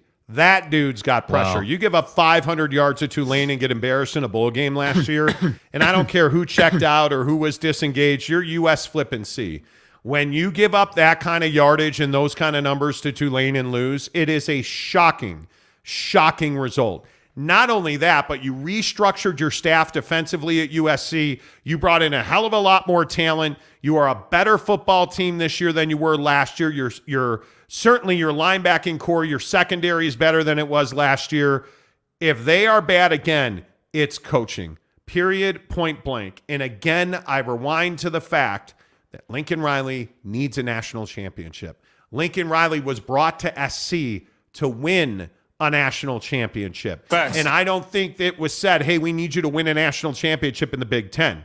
They said, we need you to win a national championship. Yeah. He has a path to do that right now at USC, and that's why I think it is him by far, because, listen, let's be honest about Deion Sanders. As much hype as there is around Deion, expectations are very different than hype. Expectations are not built on hype. Expectations are built on talent. And Deion has a roster that severely lacks talent. So I don't see right now in the Pac-12 that there's a whole lot of pressure on Deion Sanders to win today. A year from now, different conversation. Today, I don't think there's that much. The other guy in this conference that I think has an enormous amount of pressure on him is Bo Nix. I think there's a lot of people shocked that Bo Nix went back to Oregon, and I agree with Athlon Sports. Bo Nix is one of the most high-profile players in the Pac-12. I think it is nearly impossible for Bo Nix to perform at the same level he did last year, week in and week out. Injured or not, how in the hell did you go to Corvallis and lose that game to Oregon State? How did that happen, dude? Dude. I think Bo Nix has some wrongs to set right. And I don't mean from Auburn, because there are certainly some wrongs he set up at Auburn that could be fixed. But I'm talking about at Oregon. I think there is an enormous amount of pressure on Bo Nix and the boys at Oregon to win this conference, Jake, because you want to talk about expectations. There are college football playoff expectations at Oregon that I don't think exist in very many corners of this conference. Yeah, by the way, let's pull up the revenue numbers again, right? Where's Oregon at for revenue in the country, right? They're one of the top teams, but they're not a top 5 team. Where are they at? They're chilling all the way down in 19th, bro. And by the way, they're the first team from the Pac-12 on this list. So yeah, Bo Nix might want to win some bigger football games, dude. Might want to find a way. And again, I know the Georgia loss isn't all on Bo Nix, but dude didn't exactly light it up against Georgia. So at some point, Bo Nix is going to have to show me that it's not just BYU he kicks the shit out of. It's actually like college football playoff teams that he goes out and beats. But I think the other real question that you have to ask here about the Pac-12, and I'm curious what you guys think about this as we talk about which Pac-12 players and coaches have the most pressure. Was it Kenny Dillingham or was it Bo Nix? Because I think now Dillingham, who left, by the way, remember, went to Arizona State to be the head coach. Dilly. I think Bo Nix has to prove that it was Bo Nix and not the system. And I don't know that he can do that because, again, Bo Nix was so good last year that I don't see any way that Bo Nix can outplay Bo Nix from last year this year. How do you top that? Well, if you're Caleb Williams, well, you get more talent around you, significantly more talent around you, better offensive line, another year in the system for the rest of the offense. Okay, I can see you being better. Their defense will be better. That'll keep Caleb Williams on the field more. More opportunities to score points. More opportunities to get Heisman votes. You can see the path forward for Caleb Williams. I don't see that same path at Oregon. And frankly, I think the expectations are through the roof, dude. You know, and I think the thing that's really interesting about Bo Nix, you know, when you look at numbers, you know, if you're a stat geek, you know, last year, he had the best year he's ever had. I mean, 294 completions is by far a career high at the college level. You know, 409 attempts on 71% completion percentage. That's pretty damn good. I mean, you know, 3,500 yards by far, over 1,000 more yards than he's ever done before, right? So, like, he had a good year last year, but I think the problem is in college football, when you have a good year, what happens? Because, football writer or soccer writer on the East Coast isn't watching you every week. So what do they hear? Oh, he had this great game and saw the highlights on SportsCenter. But what do teams like Georgia look for? They're not concerned about your big plays. They're concerned about your bad plays against teams that are worse than them because they're going to take that INT that bad team stepped out of bounds on, and they're taking that thing to the house. And so it's not that Bo Nix has bad stats here at Oregon last year. It's that he just didn't live up to it in the big game. And again, Georgia wasn't all on him, but I think they had such a poor showing against Georgia that it was like, dude, Oregon, hello. Like, I know, what was that, week 1 I think they played him, or week 2? Yeah. Like, dude, I know it's early in the year, but you got smashed, bro. So, that's why I say, for players, yeah, Bo Nix is right at the top of the stack. But Lincoln Riley, I think, leads the way just because they have, A, it's SC, so just from a brand perspective, it's an expectation now. But B, you were brought in, as you said, for one purpose. That's it, dude. And you brought your quarterback with you. So there's no excuse. Well, Kyle J makes an interesting point. Penix needs to have another big year. He should have went to the NFL. Wow. And, I think Washington, there's a couple of interesting schools in this league. I think the most fascinating team in this league is probably Utah. Can they do it again? Nobody believes they can. Nobody thinks they can. Nobody's paying attention. They can do it. They can do, you get Brant Keithy back, you get Cam Rising back, they can do it. I think Washington is incredibly, incredibly talented. And my biggest question about Washington, why did Penix Jr. come back? I think it is one of the great head scratchers in college football. Why did he come back? Why would you give up all that money? Why? You would have been, in my opinion, you would have been a first-round pick. Yeah, I think that he saw the momentum building with a guy like Anthony Richardson. I think he saw that, hey, But would nobody's taking Richardson over Penix. Oh, I think they were. Really? Come on. You want to know why? When's the last time a left-handed quarterback had huge success? Well, Tua's the only guy right now, right? And he's not really had huge success. You want to talk about a guy that's got pressure on him. But Michael Penix threw for 4,600 yards, dude. Yeah. By statistics alone, he was the second best quarterback in the country. Yeah. That has to be worth something. It is, and I think he was one of the best quarterbacks in the country that nobody completion percentage needs some love, bro. Only 65%.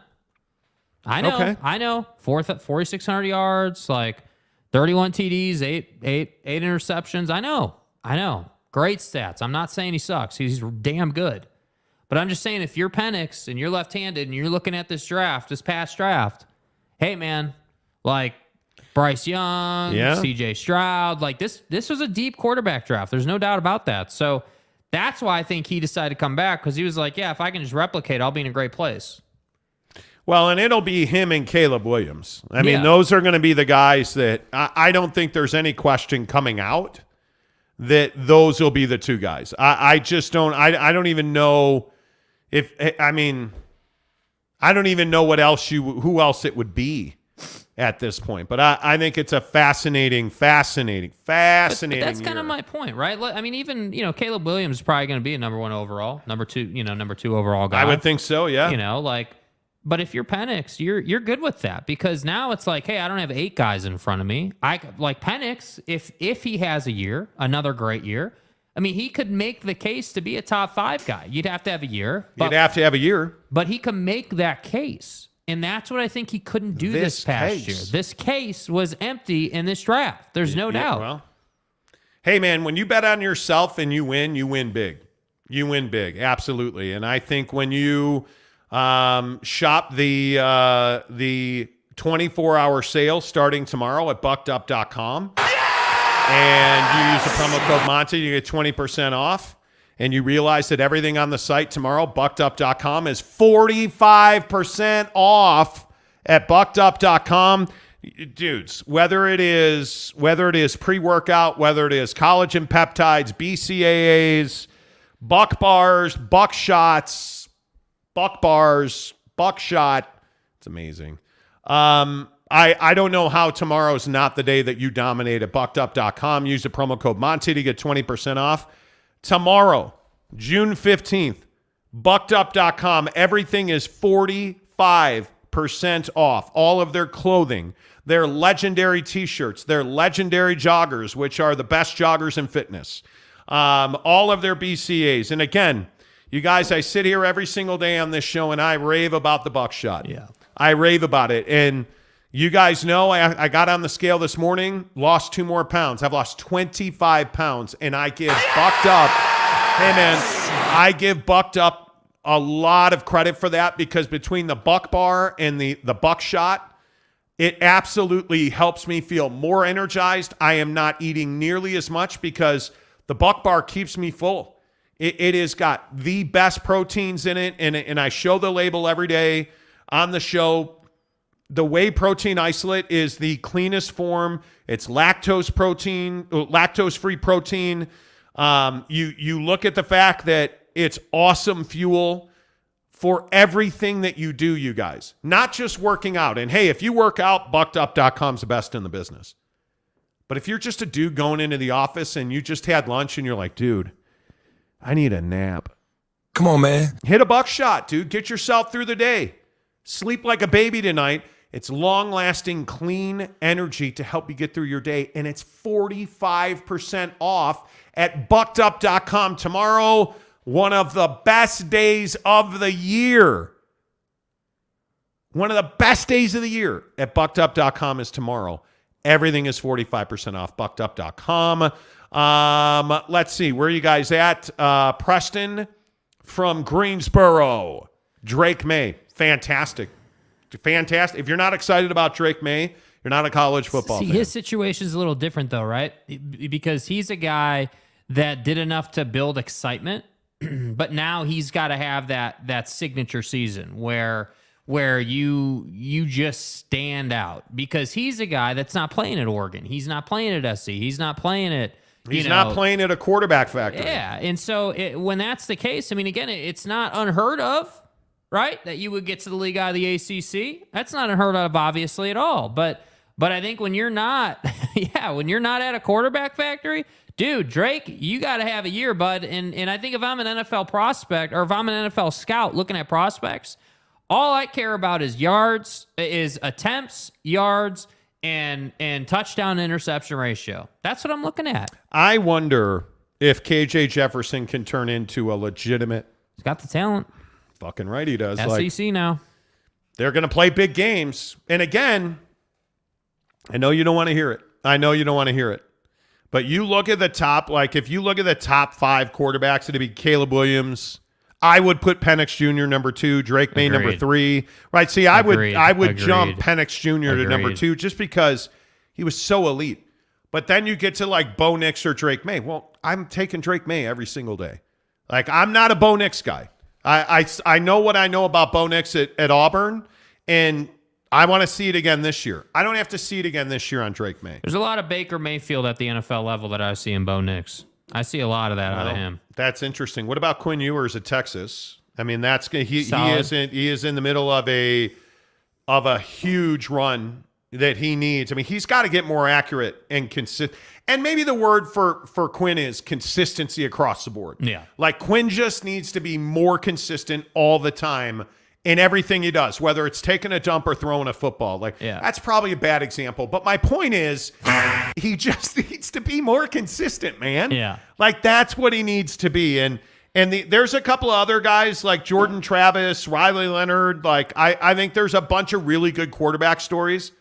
But I am not for a second putting Penix behind Drake May. Yeah. And I think this is one of those things that we can all argue about, but I think the world of Michael Penix Jr., and I'm still to this day shocked that he went back to Washington. But you know what, Preston from Greensboro? You're not wrong about Drake May. Yeah. You are not wrong about Drake May in any form or fashion. Certainly Drake May is going to have the chance to have big numbers in the ACC. No question about it. But and I also think when you play at North Carolina football is not invisible. It's not UConn football. Yeah, it's not bad. It's just not elite. It's not Washington football. But again, it's not SC football. But again, you're not playing in the SEC. You're playing in the ACC. Right, and I think for a quarterback, that's a damn good thing, dude. That is a good thing, man. Because I think the other thing that, and again, I'm not trying to be a hater, and I look at Drake May and I look at his he's clocked right now at 4.55 in the 40, which is really respectable. Really respectable. The problem is I want him to run more. Yeah. I want him to run more because a guy, and this is what makes Caleb Williams so elite. Mm-hmm. And Caleb, I think when you're the best of the best, and I don't think anybody watching this show or anybody in this country doubts the fact that Caleb Williams is the best quarterback in the country. Facts. Caleb Williams runs for effect. Caleb Williams runs because he wants to be a better passer. So he runs and he moves to help himself be a better passer. Yeah. And I think Drake May's in that box. Penix, I also wonder about Penix's durability because I think that's also a huge thing. But I just want to see more consistency. Yeah. I want to see more consistency. Really, all of these guys, with the exception of Caleb Williams and Michael Penix Jr., have things to prove. Yep. Have things to Absolutely, prove. And the only other thing that I will say about North Carolina is you're coming off of a 9-5 season, and your schedule is not difficult. You're playing South Carolina, Appy State, Minnesota at home the first 3 weeks of the year. You should be 3-0. Mm-hmm. At Pitt, well, you're going to get kicked in the balls. That's a tough game to win, and I don't care who you are. Syracuse, Miami, Virginia are your next three. Miami, I don't know. Isn't Miami better this year? They're supposed to be better. Right? By the way, somebody told me that Miami is a big draw to the Big Ten. Well, I think when you look at UCF, a Florida presence in the Big 12, obviously, the SEC's got Florida. The ACC's got Florida. The Pac-12 does not have Florida, obviously. Big Ten needs Florida, dude. Virginia at Georgia Tech, Campbell, Duke at Clemson, at North Carolina State to end the season. Like, that's not a that's a 10-win schedule. That's a if you got receivers, that's a 4,000-yard schedule. That's a 10-4 schedule when you have a stud like Drake May. Yeah. Right? Get in the comments on it. Tell me I'm wrong about that. Because I don't think it is. Kyle J says, good job, Monty. Thanks. Hey, Monty. Thanks. Facts. Bucked up creatine is fire. Well, I'm telling you guys, dude, tomorrow, Bucked Up is what do you their bench? Entire site. Buckedup.com, 45% off. Yeah. I'm telling you, man. Big Bad Brass Bulls. Is that Bucked Up sale only on their website, or can you go into their store too? It's on their website, buckedup.com. And it's worth it because their pricing online is phenomenal. Yeah. And to take 45% off of it, phenomenal. Let's see. Salty Drunk. How much weight does the Dame to Suns rumor have? Significant weight. Yeah. Significant weight. Yep. Gary Godoroff. SEC, Big 10, Big 12. Those are Power 5. I would agree. I disagree. The ACC is not a Power 5, dude. I think the ACC is a Power 5. The ACC is a Power 5, but it's not deep. I mean, if we're being basketball, it's deep. It is, but if you look at if you look at the Atlantic, it's Clemson and Florida State. And I would think that NC State, Louisville, I mean, you can't go you can't be a 4-win team in conference and be like, oh, we're legit. No, you're not. No, you're not. And in the Coastal, Carolina, Pitt, Duke won 9 games last year, but Duke is in football tends to be up and down, yeah. Right? I mean, I would expect Miami to be far better. I would expect them to be a 7-win team this year. Yeah. I mean, but the ACC is not great in football. No. And I don't think and I'm not certainly saying anybody's trying to make that case. Oh, hey, it's Taylor Gilstrap. Yeah, hey, Gilstrap. What's up, Gilstrap? We were talking about you earlier. Yeah. So what's the new conference name if the Big 12 goes to 16 to 20 teams? They're going to call it the Gilstrap. Can you measure it? Carlos Knuckles says Penix ahead of Williams. Nah, bro. Dude. Nah, no, can't don't say get that. crazy, dude. Can't say that. Outside the echo chamber, Keaton going to surprise. You mean Slovis? Dude. Nah. And look, again, we've That's talked the about untrained this. eye. And I know we're going to talk about this ad nauseum during the football season. Keaton Slovis has to show us that he's got the intestinal fortitude to stand and deliver in big moments. Yeah. And that he can be accurate inside and outside of the pocket. That's it, because their schedule is Do they have breaking. an offensive line? Their schedule, you guys, and dude, if you have not seen BYU's schedule, I don't know how you survive it. And I'm not even being sensational. Okay, Sam Houston, Southern Utah. Okay, 2-0. Arkansas, at Kansas, Cincinnati, at TCU, home for Texas Tech, at Texas, at West Virginia. West Virginia is dreadful. Iowa State, Oklahoma, at Oklahoma State. You've got to end the season Oklahoma at Oklahoma State. Ain't ducking, no smoke. Dude, that is... Good luck. Good luck. Are they even bowl eligible? No. And we're relying on Keaton Slovis to be something that he has never been before. How often is Cody Epps open and doesn't get the ball? Or gets the ball thrown behind him?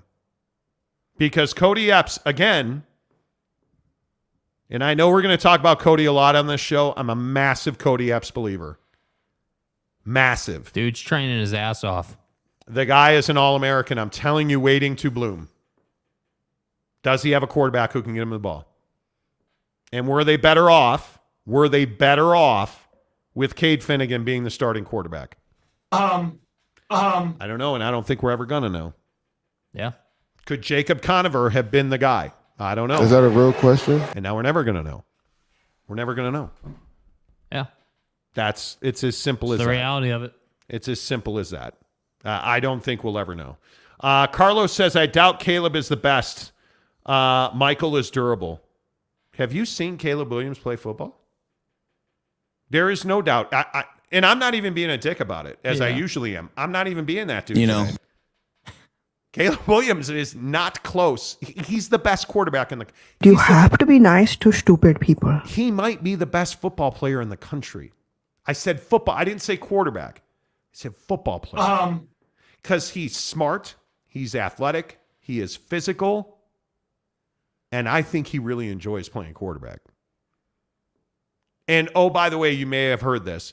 They're really talented at SC. Like, he's no Shador, but he'll do. He'll do. I'm telling you now, dude. Yeah. John Cortez.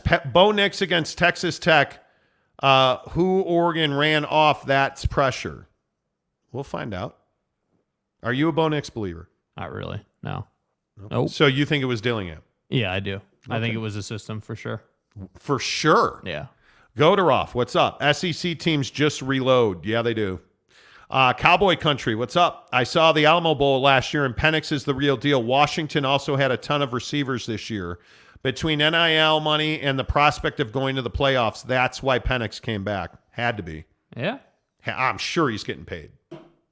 I'm sure he's getting paid. Well, he's getting paid one way or the other, right? Lamont Tucker says, Monty, stop it. It's Clemson only. The ACC already crowned Clemson. Only Clemson? Only Clemson. In God's name, image, and likeness. I hate Clemson. Gilstrap, I approve of the conference name change to Big Gilstrap. What's up, big bro? Royal Blue Saguaro, great test for A-Rod. If A-Rod can turn Slovis around, then he's gone. Well, can he turn Slovis around, though? Royal Blue says BYU is 47th in strength of schedule. But again, that's pretty good when you're looking at nationally. But here's the question I ask. How good is Oklahoma State this year? I don't know. Is Oklahoma just the shit show they were last year? 3/4 of this is inaccurate. Or can they actually figure out how to play softball on a football field? I'm a man. Or, let's get crazy, is Oklahoma State actually, going to be the Mullets team again, and they're going to win games? That's not what we're about. Because I think those two teams are huge. Is Texas going to live up to the expectation? Well, what a dumb question. Because it's garbage. How badly is Texas going to miss the expectations this year? Vince Young ain't coming back. Right? Because Texas, everybody believes Texas, the second most earning school in the entire flipping country. Texas plays at Alabama week 2. We're going to find out real quick. Rice at Alabama, Wyoming. There will be 2-1 because they're losing to Alabama. At Baylor, Kansas, Oklahoma. At Houston, BYU. K-State. At TCU, Iowa State, Texas Tech. Damn. Their schedule's cake. Go Tide! How many really difficult games are on there? Alabama, Baylor is going to be a good game. I think Baylor's going to bounce back in a big way. I think Baylor is embarrassed at being sub 500. Baylor will be back. Kansas ain't going anywhere. Oklahoma, Houston won't be good in football. BYU won't be good in football. K-State. Then I think the TCU game and the K-State game are testers. And I think you beat Iowa State at Iowa State and Texas Tech at home. And I think there's a chance they're a 2-loss team. Yeah. I think they're going to lose to Alabama. Can they beat Baylor at Baylor? And can they beat TCU at TCU? No. Because that's the game of the year. You can beat Baylor. You're not beating TCU. I think you're probably right. Yeah. You're not beating TCU. I think you're probably right. So I think they're you're losing to Alabama and you're losing to Sonny. I think that's a 3-loss team. Yeah. I think that's a 3-loss team.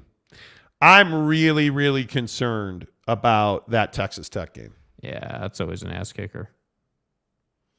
3-loss team. Should probably be a 2-loss team. Like if you're a Texas fan, you lose to Alabama. Okay, it's at Tuscaloosa. We took them to the wire last year. Nick Saban is a better man than you are. Sark's an asshole. Okay, we get it. Yeah. You lose to Texas Tech? If you're Sark and let me ask you this. You lose 3 games. Alabama at TCU, home for Texas Tech. You lose those 3 games. Do you lose your job? No.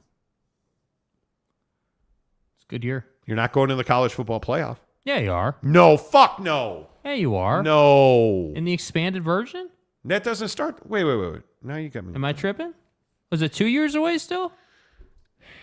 Dude, they're not going to the college football playoff on 3 losses. They are not. Okay. Telling you. They're not going to. I think that's next year. Next year. Expanding in 2024. Oh, okay. Yeah. All right. You're right. Okay. Punch you in the face. Ow! Anyway, the point is, I'm telling you right now, if they lose 3 games, I think he gets whacked. Those 3 games. Yeah. Those 3 games. But that's just me. That's just me. I think the other guy, no, we're not doing a Texas football show right now. I know it always turns into that, but, Yeah. Randomness, 873. How much longer does Sark have at Texas? I give it 2 years. Tops. Tops. You can't lose. Dude, that loss to Bama last year, that was the one that dude, that could have put you on the map, dude. That could have put you you lose to TCU and Texas Tech again, dude. Elaine Train says horns down. What do you call it when Deion Sanders makes fun of you? Prime ribs.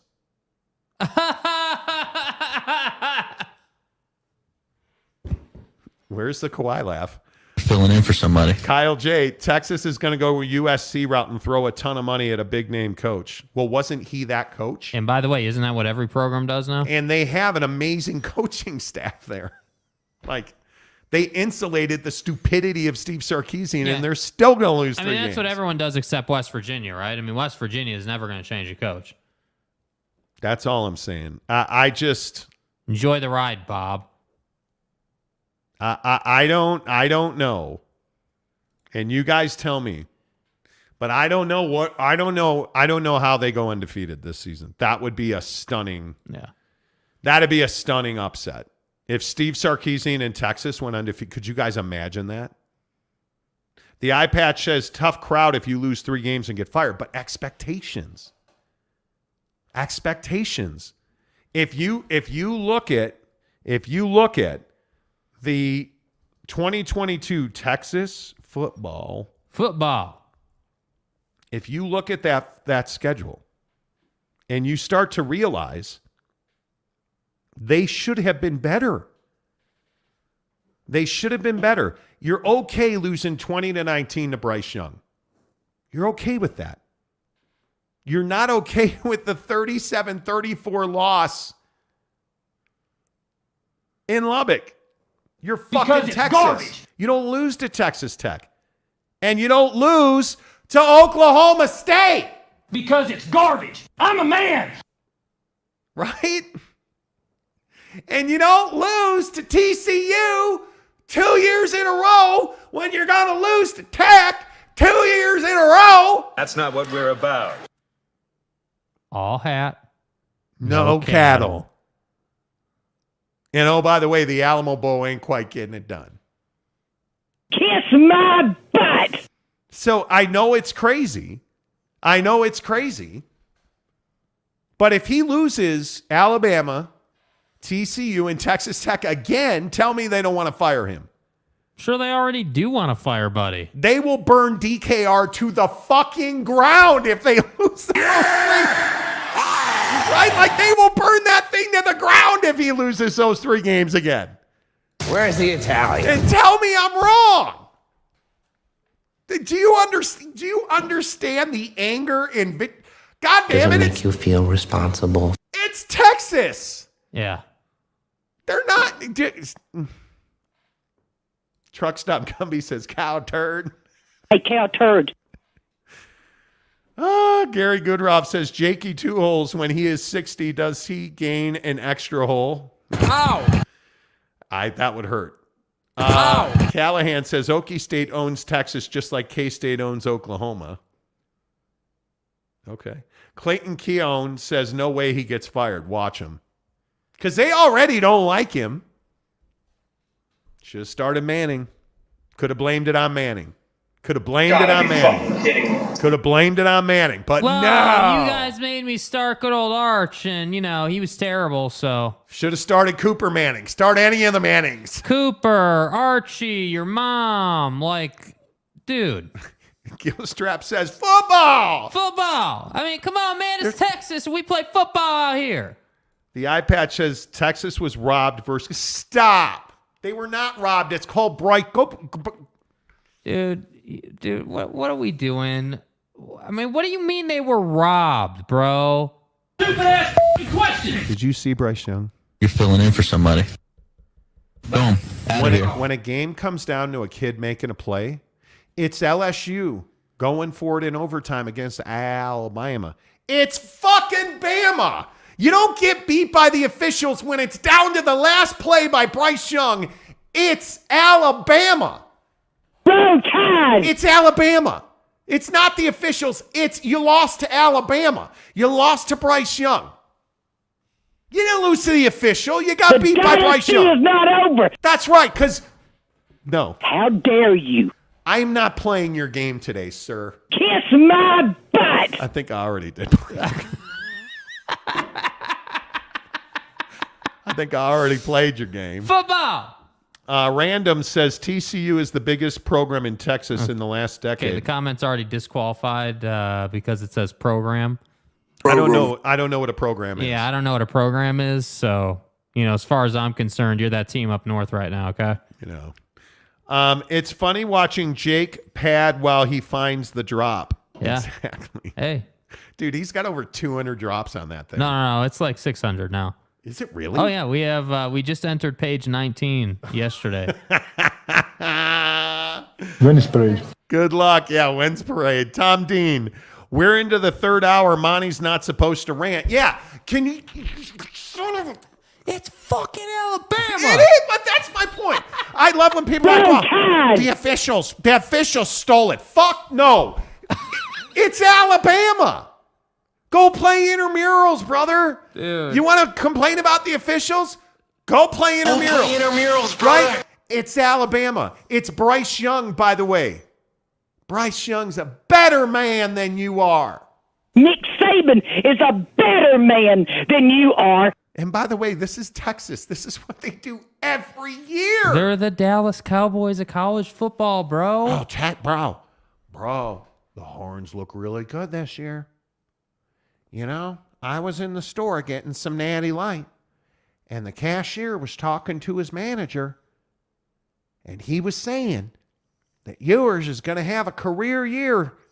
Their brothers shovel shit together on the farm. And Ewers looks like a steer. A steer? What do you bench? That's all I got. Salty Drunk says, I miss the Tanner voice. So do I. I don't even think Buddy's here today. So do I. Lamont Tucker says, Texas is overrated and they haven't been relevant in the Big 12. Well, there is that. Go Black. What's up, dude? Go Tigers. Monty, I think Notre Dame goes 8-4 this year. Dude. You say things like that. You haven't been here in like a month. Hey, look here, man. And your first comment is, I think Notre Dame goes 8-4? You're a douche. Can I get a reach around first? Like you couldn't just say, hey, Monty. Hey, Monty. Happy to be back on the show, Graham. By the way, Notre Dame's going 8-4. Just take it nice and easy, okay? Just relax.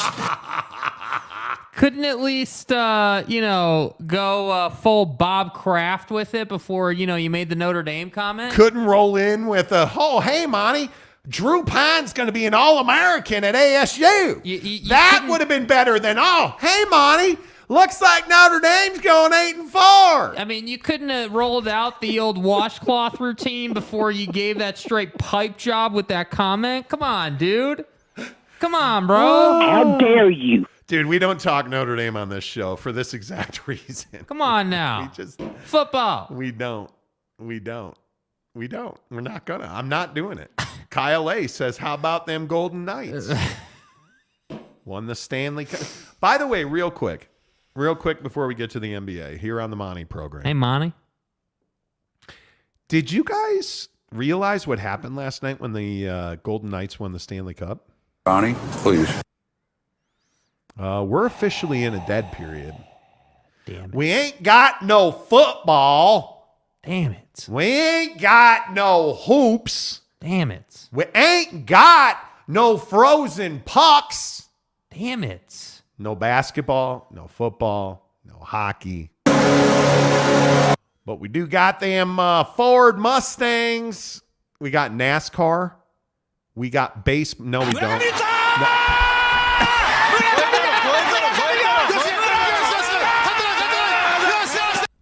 The Cubs are terrible. Isn't that the Korean radio call from the World Baseball Classic? That's Ohtani hitting a home run. And the best part of that, and you don't even have it on there, is when the guy yells Ohtani, son. Yeah. Just loses his mind. So let me get this right. No baseball because the Cubs are terrible. Yeah. No football, no hockey, no basketball. How? I don't know what we do. Jump on Netflix. I'm kidding. I love baseball. I'm a pissed off Cubs fan. This time of year, what do you guys watch? Because for me, it's all baseball and NBA draft. But what is it you guys are watching right now? Like, I'm thrilled for the U.S. Open. Super stoked for that to tee off tomorrow. Yeah. Bryson DeChambeau. It's going to be in the fescue. I'm telling you, watch him. You watch Bryson. I think him, they say that Bryson DeChambeau could legitimately be the first guy to average 400 yards off the tee on par fives. Bro. 400 yards. I think golf is huge for me, but I can't wait for August and fall camp. We're a month away from Big 12 Football Media Day in Dallas. We'll be there. Yeah. Stoked for those 2 days. But we're pretty much in a dead period now. What are you guys watching? Jeremy Calzone says Apple TV Silo. It's awesome. Okay, so you're an Apple TV guy. Okay. You're an Apple TV guy. How's the MLS package? Apple TV. Package. Okay, that's cool. Scooter Texas says, what are we watching? Watching the grass grow and the mercury rise. Exactly right. In the Monty program. The showroom, please. Yeah. YouTube Rec says nobody watches the WNBA. I don't know about nobody. C. Kaufman says WeatherTech Sports Car Championship IMSA. Yes, IMSA's sir. awesome, dude. Let's go Corvettes. The eye patch, Wimbledon and the French Open. Stop. Okay, Guy, you're testing me now. Stop it. Josh says MLB and college football game replays. Dude, you need to get laid. J.K. Marshall, women's beach bikini volleyball. Yes. Okay. Yes. Can we and you guys know I enjoy myself some lines and some gambling and whatnot. Can we get a line on the string bikini league? Royal Blue Saguaro, Wimbledon coming up. Okay. Freddie Navarra. Freddie. How have I never seen your show? Great show, fellas. Thank you, Freddie. Appreciate that, bro. Appreciate that. Salty Drunk Greg, not an Australian Norman, is suggesting there will still be exclusive LIV tournaments. Is that true? They're saying, and Bryson DeChambeau said that there will still be a full schedule next year on the Live Golf Tour. I think this is something that people are getting a little bit tripped up on, is because of the messaging around, hey, Live and PGA merger, and what is that? That verbiage makes it feel like Live's not going to exist anymore, and that's just completely not true. I think for this year and next year it will exist, because one of the things that was pointed out is they have contracts signed with courses and clubs to play events. And I get it. The PIF, do you guys know what that is, the PIF? The Saudi Arabian Public Investment Fund has trillions in it. But nobody likes giving free money away. Yeah. Right? Nobody. So we'll see about that. Let's see. Shooter, Texas. Monty and Joyce Alliance. What is this Miami club in the 80s? Exactly right. Exactly right. Lopes Van Gabe. I need more episodes of Silo, Severance, Shrinking, and Last of Us in my life. ASAP. Dude, Mrs. Monty and I were sitting around talking about this last night. Like, who's got time? Like, we've watched a couple of shows on Netflix recently. But if you golf one time over the weekend, that's all over with. Yeah. Like, for me, my off time, I work so much, my off time is over. Yeah. Like, I go to the bathroom and it's like, damn, time to go to bed. Yeah, like, better take the water cup up and lay down. Going to the driving range tonight after the show. I'll blink and it'll be 9:00. It's like, I just don't have time for that. I truly don't. Truck Stop Gumby, for a moment I thought Monty was talking about snow lines. No. Do you guys fucking donkey? You guys know, and I say this a lot, and I think people think I'm joking. I've never even smoked weed. I've never done a line. I've never done a line of ayahuasca either. I know it's a tea you drink. We get it. Dude, can you stop triggering everybody, dude? Please. Cocaine and hookers, my friend. Exactly. Brady Cook says watching golf. Me too. OG Gary, in Brooks' name and image and likeness. Okay. In God's name, image, and likeness. Big Daddy Magic, WWE players. I love bikinits of volleyball. Bikini Beach. Okay. I am not a wrestling guy anymore. Wrestling. That's when I was wrestling. Saguaro, COD playoffs start tomorrow. Let's effing go. I miss Call of Duty. Me too. I miss it so much. I hate being an adult. OG Gary, I exclusively watch YouTube videos. I don't watch shows or on streamers. Oh, really? How many of you YouTube viewers out there watch like movies and stuff on YouTube? Because I just realized that the other day. I know it sounds crazy, right? Because we YouTube every day. I had no idea that YouTube was expanding its offering into movies and all kinds of stuff like that, which I think is absolutely brilliant. I think it's absolutely brilliant as well. I don't know why YouTube doesn't just control national security as well. Give them the defense budget. Yeah. Let them fight wars. We'll hire Gilstrap.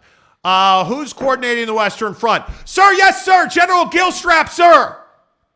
Who says the only thing Monty is hooked on is getting bucked up. Exactly right. And donuts. Monty was trained to say that in confession. Sir, may I have another, sir? Thank you, sir. Dude, I've said some whack shit in confession. Janus. As a young Catholic. Oh, my God. I have vivid memories as a young Catholic boy. Whoa. Okay, stop. Dude, bro. Stop. Waves in opposition. So we're watching Ricky Gervais do the opening monologue for the Golden Globes 5 years ago, whenever that was. He was talking about how it's a huge year for the pedophile movies. 2 popes. Dude. Hiscock. That was so funny. But anyway, I have vivid memories of going to confession as a Catholic child and being like, damn, dude, I don't think I did anything wrong. And I can remember sitting there. I thought mean thoughts about my sister. God, please forgive me. Hail Mary, full of grace. May I slap that bitch in the face. Ain't no reset. I have so many memories of. Do you guys want to know what kind of terrible Catholic I was? I used to steal the.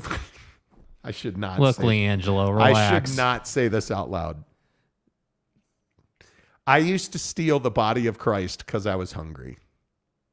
So, you know, the wafer, the little bread, the wafer, and they did not taste good. No, they taste terrible. I used to eat 5, 6 of them at a time. Dude, what? Because it was my job to put them in the bowl. Fat. It was my job to put them in the bowl. Used to have grape juice for the kids. Hell yes, I drank from the bottle. I was such a bad dude's Catholic. Backstage, uncapping the grape juice, just chugging it with 2 hands. I'm telling you, me and my guy, I think his last name was Gilstrap. Brian Gill and me. We were like the cohort altar boys at this massive Catholic church in Evanston, Illinois. And it was my job to put the wine and the body of Christ, the wafers into the bowl. Yeah, dude, I would eat the wafers. I'd be like, oh, okay, pour those out. And Halloween candy. Let me sort this Halloween candy. That motherfucker don't miss, and man. It was quite legitimately, I remember the cold glass bottles of grape juice. And I'd be like, I don't care, man.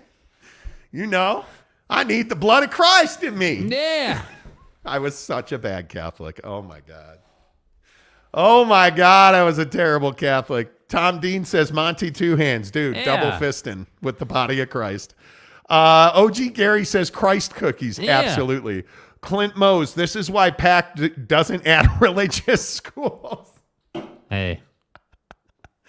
Mike Phillips, I ate sacrament bread as a young Mormon. Tasty white Wonder Bread, pre-blessing. Yeah. Tom Dean, me. Monty, have you ever smoked pot? Monty, smoked? No. No. It's ridiculous. No. I have not. And here's the thing, though. So, real quick. On the pot thing, I've seen so many people have bad reactions to weed. Like in Phoenix, we had like a little sit around the table and play card night at a neighbor's house. And they all did like these gummy edible things and fucking went to sleep. And I was like, this is not the life I want to live. I wanted sex that night until Mrs. Monty was asleep. Off the they're all like, ah! Like imagine like a rave, and they just throw gummies in the air, and everybody's like, ah! And then they eat the gummy, and it's like, and the music's still going, right? And everybody's just like, they're like disco cat, right? And then all of a sudden it's like asleep. Done. That's why I don't smoke weed. That's why I don't do edibles. That's why I don't do drugs. It just has never been my thing. J.K. Marshall says Jakey two bongs. Yeah. And the other issue with it is, in all seriousness, smoking weed makes you hungry. At Papa Murphy's, we do more than just pizza. We do meatballs and marinara. Papa Murphy's does meatballs? Oh, I think you mean I do the meatballs and marinara? And how do you do it, Dad? How do I do it? How do I do it? Well, we do it with savory ground beef covered in tangy marinara. That's how, honey. At Papa Murphy's, we make great pizza. And don't forget the meatballs. Order now at papamurphys.com. Papa Murphy's Pizza, the official pizza of the Monty Show. Several people have asked me today about their live comments being turned off. That's not me, dude. That is not me. If your live comments are turned off, YouTube hates you. And I hope that well said. Can check on it after the show because two people, well, three now. But anyway, Papa Murphy's Pizza. Yeah, get the meatballs. Download the Papa Murphy's app. You got to try the calzones. The calzones and marinara meatballs together are bomb. Hook it up. Use the promo code Monty25 to get 25% off your purchase of $25 or more at Papa Murphy's Pizza. Not to derail everything. Oh, God. Okay, I open up Twitter. First thing I see from Daily Loud. A man faked his own death before turning up at his funeral in a helicopter to, quote, teach his family a lesson. What? Okay. People do this? People do this. You faked your own death only to show up in a helicopter at your funeral. Those are numbers of death. Because you were pissed that your family didn't appreciate you? Okay. Bro. Okay. Truck Stop Gumby says the body of Monty exclusively at the First Church of Papa Murphy's. That's right. Order calzones, damn it. We were saying that. Promo code Monty25. Tanner says, Monty, what were you showing Jake there during the Papa Murphy's commercial? Okay. To be honest with you, it's none of your goddamn business.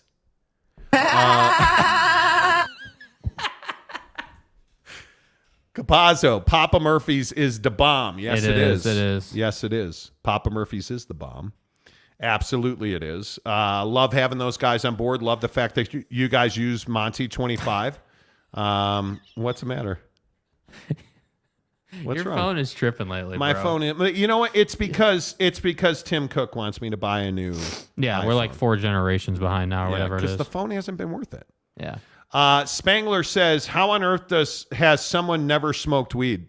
I have not smoked weed either.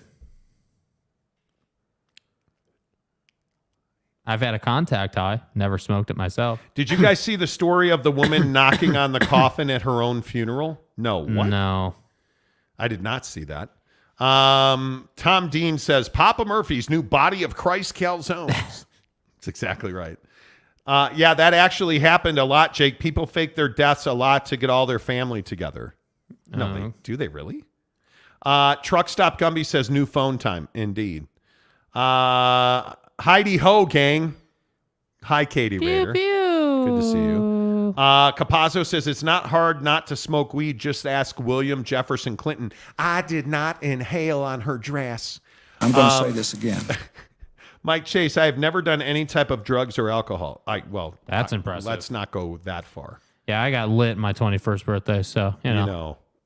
Well, you've never drank and consumed alcohol. I mean, that's admirable, dude. That is super admirable. Yeah. That is not the way of the world. All right, 5 o'clock, last hour of the show. Let's talk some NBA hope because there is a lot to get to in the NBA. Who should the number 2 pick in the NBA draft be? Because this is turning into a real thing. Uh-huh.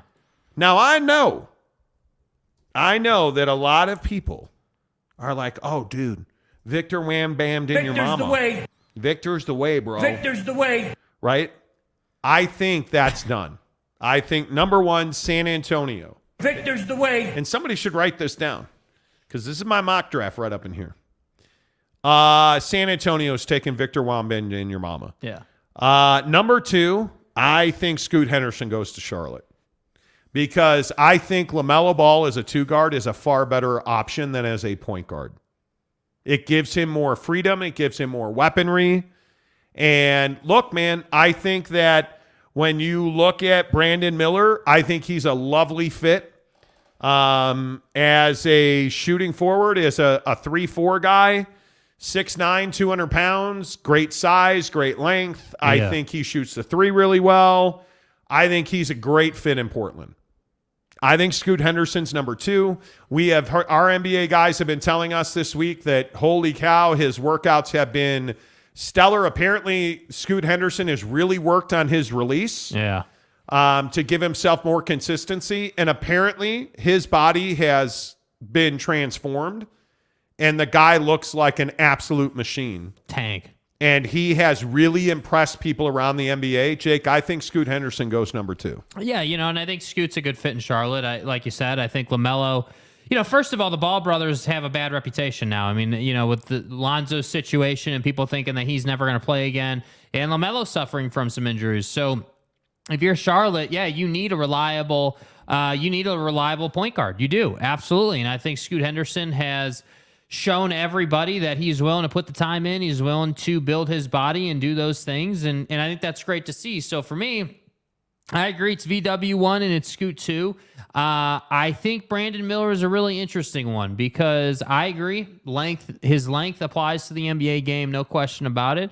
But I think once you get past the first 2 picks, there's a lot of opinion and conjecture in it. There's a lot of, hey, how does this guy apply to our roster? And how would we use you versus him? And there's a lot of that's already happening in the draft. And by the way, what I feel like nobody is talking about is teams trading up and down because I still maintain the Utah Jazz are absolutely a force to be reckoned with if they want to be. They can absolutely move up in the draft and totally wreck every mock draft that's been done up until this point. Now, will they do that? I don't know. Nobody seems to think they will. But I certainly don't think they will. Nobody seems to think they will. But I'm just telling you, those are wild cards out there that could totally change the flow and dynamic of how this draft goes down. I'm curious. And I think the real question in this draft is it number 2. But does Victor Wembanyama ever become an NBA superstar? Victor's the way. He's got all the talent. Again, you're built like a unicorn. You know why we don't see unicorns much? Because they're not real. Ow! And when you're a unicorn, generally you don't pan out. And I think you look at a guy like Victor Wembanyama, I only have to look as far as Chet Holmgren. Yeah. And you look at the guys that are coming up through this next generation, Handle and 3-point shooting. Hey, that's great. I do think his 3-point shooting can improve, but let's not forget, against really lackluster, mediocre competition, Victor Wembanyama, I believe he finished the year at 27.9% 3-point shooting. Mm-hmm. I said 27.9% 3-point shooting. In a league where he could shoot over everybody uncontested, he only shot 28%. That's a problem, dude. And I think when you look at Victor between injuries and I also am curious, and I'm here for this. I am here for this today. What is Victor Wembanyama's true upside? If we're just talking potential and, hey, man, is this guy ever the best player in the NBA? Is he ever is he ever Nikola Jokic? Yeah. Is he ever that guy? Yeah, I mean, I think the thing is he ever that guy? I don't think so. But I think when we talk about his upside and what it could be, if we're just playing in hypothetical, I mean, this guy's got the talent and the body to be, one of the best ever. But the problem is that he's just so slight right now that I don't think that he can handle the brutality of the NBA game. And I know everyone's like, oh, it's a soft game. And, it's there's too much whistle involved now. And that might be true. But that doesn't account for, the Mason Plumlees, the Steven Adams, these guys that he's inevitably going to get matched up on defense, who are just going to mash through him. And I get it. You're taller than everybody. That's cool, dude. But again, to your guys' point and to a lot of people's point, hey, the whistle is super relevant in the NBA game now. So when you get bumped in the chest and your hands inevitably come down on dude who's trying to go up, that's a foul. And so I look at this cat and I say, hey, he's not known to be some elite defender. This is not a guy that's like, oh, yeah, wow, his defensive prowess is amazing. He's not at all. He's not at all an elite defender. He's got length to block shots. Absolutely. Absolutely. And that's why I say, hypothetically, what's his upside? What's the tippy top of what he could ever reach? He could be the best big man that ever played in the game. That's the tippy top because you've got the body and you've got the skill. But do you have A, the want to, and B, does that want to extend into the weight room? Because obviously this guy's trained his whole life. Yeah. But I'm talking about not just movement training. I'm talking about like straight up strength training. Hey, you need to lift weights, bro. You have got to fortify your legs and your upper body so that ligament damage isn't as scary. If you have much stronger legs, your ligaments are more supportive. If you have, again, shoulders, elbows, like all these joints on this guy, he's got to be worried about that. You can't shoot 27% from three and expect to be a star in this league. Yeah. So for my money, when I look at Victor Wembanyama, no, I don't think he ever becomes the best player in the league. By the way, he's got a couple years to show that, though. He does. But I don't think he becomes a Giannis. I don't think he becomes Kevin Durant. Like everybody wants to say he's going to be the next Kevin Durant. He's not going to be the next Kevin Durant. No. I don't see that. And I could be totally wrong, but we'll see. But when I look at Scoot Henderson, that's a cat that could be the best point guard in the NBA. Yeah. He could be. I think number 4 is where it gets really interesting because I think one of the Thompson twins goes there. Mm-hmm. And I think certainly it's Ammon Thompson. That's my dude. I think he has potential. In 5 years, I think there's a really good chance Ammon Thompson's the best player in the 2023 NBA draft. In 5 years. Because I think he's 13 years old. I could be wrong. But I think he's going to be spectacular. And the guy that I think the Pistons are going to take is Cam Whitmore from Villanova. The 6'6", 235. Yeah. I mean, the guy is going to be an unbelievable player. I think the Orlando Magic wind up with Taylor Hendricks, who I think is the best power forward in this draft. I think he is going to be an absolute star. I think Indiana goes with Jarris Walker from Houston at number 7. I think Keontae George goes to Washington at number 8. And I think the Utah Jazz are looking at Anthony Black, the freshman point guard from Arkansas, at number 9. Yeah. And then Grady Dick goes to the Mavericks at number 10.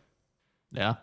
I think that, and there could be a few different ways they go, but I don't think there's any doubt that I think there's probably like who's projected to be Sensenbaugh from Ohio State's going to be a good player, but like Kobe Buffkin from Michigan at 19 could absolutely be a star in this league. Yeah. Derek Lively from Duke. Love him. Love him. Absolutely love him. I think there are 20 to 25 legitimate starting NBA players in this draft. Agreed. I think it could absolutely help him. Gil Strayep, I agree with your Taylor Hendricks prediction at the Magic. Yep. Big Daddy Magic, if Victor is a bust, I will go on the Mormon mission to the Bahamas. Well, let's not get carried away. Let's not. Okay, is a hell of a drug. Because I don't. The problem is he can't. This is Tiger or the field, right? That's what this is with Victor Wembanyama. Yeah. Tiger or the field, because he's either a bust or he's either a superstar, best player in the league, or he's a bust.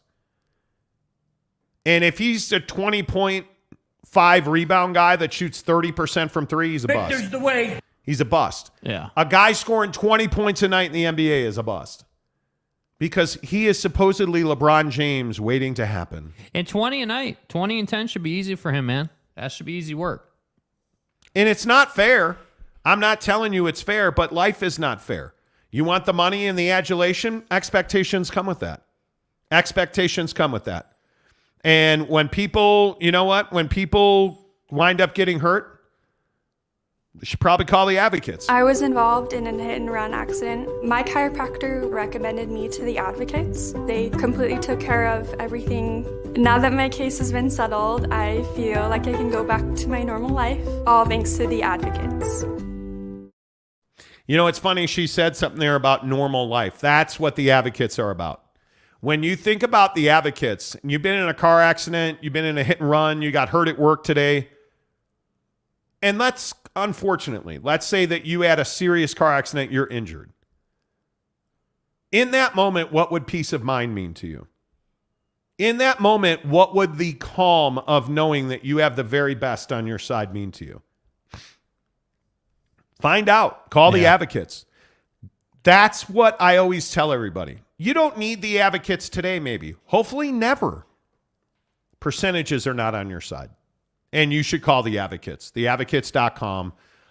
Chat with an attorney live online. And their workman's comp folks are spectacular. They're spectacular. And when you are somebody that gets hurt at work and you need somebody that'll stand up and fight for you, theadvocates.com. When you need somebody that'll get you the money you deserve, theadvocates.com. Don't trust your insurance company. You trust the advocates because they're here to fight for you.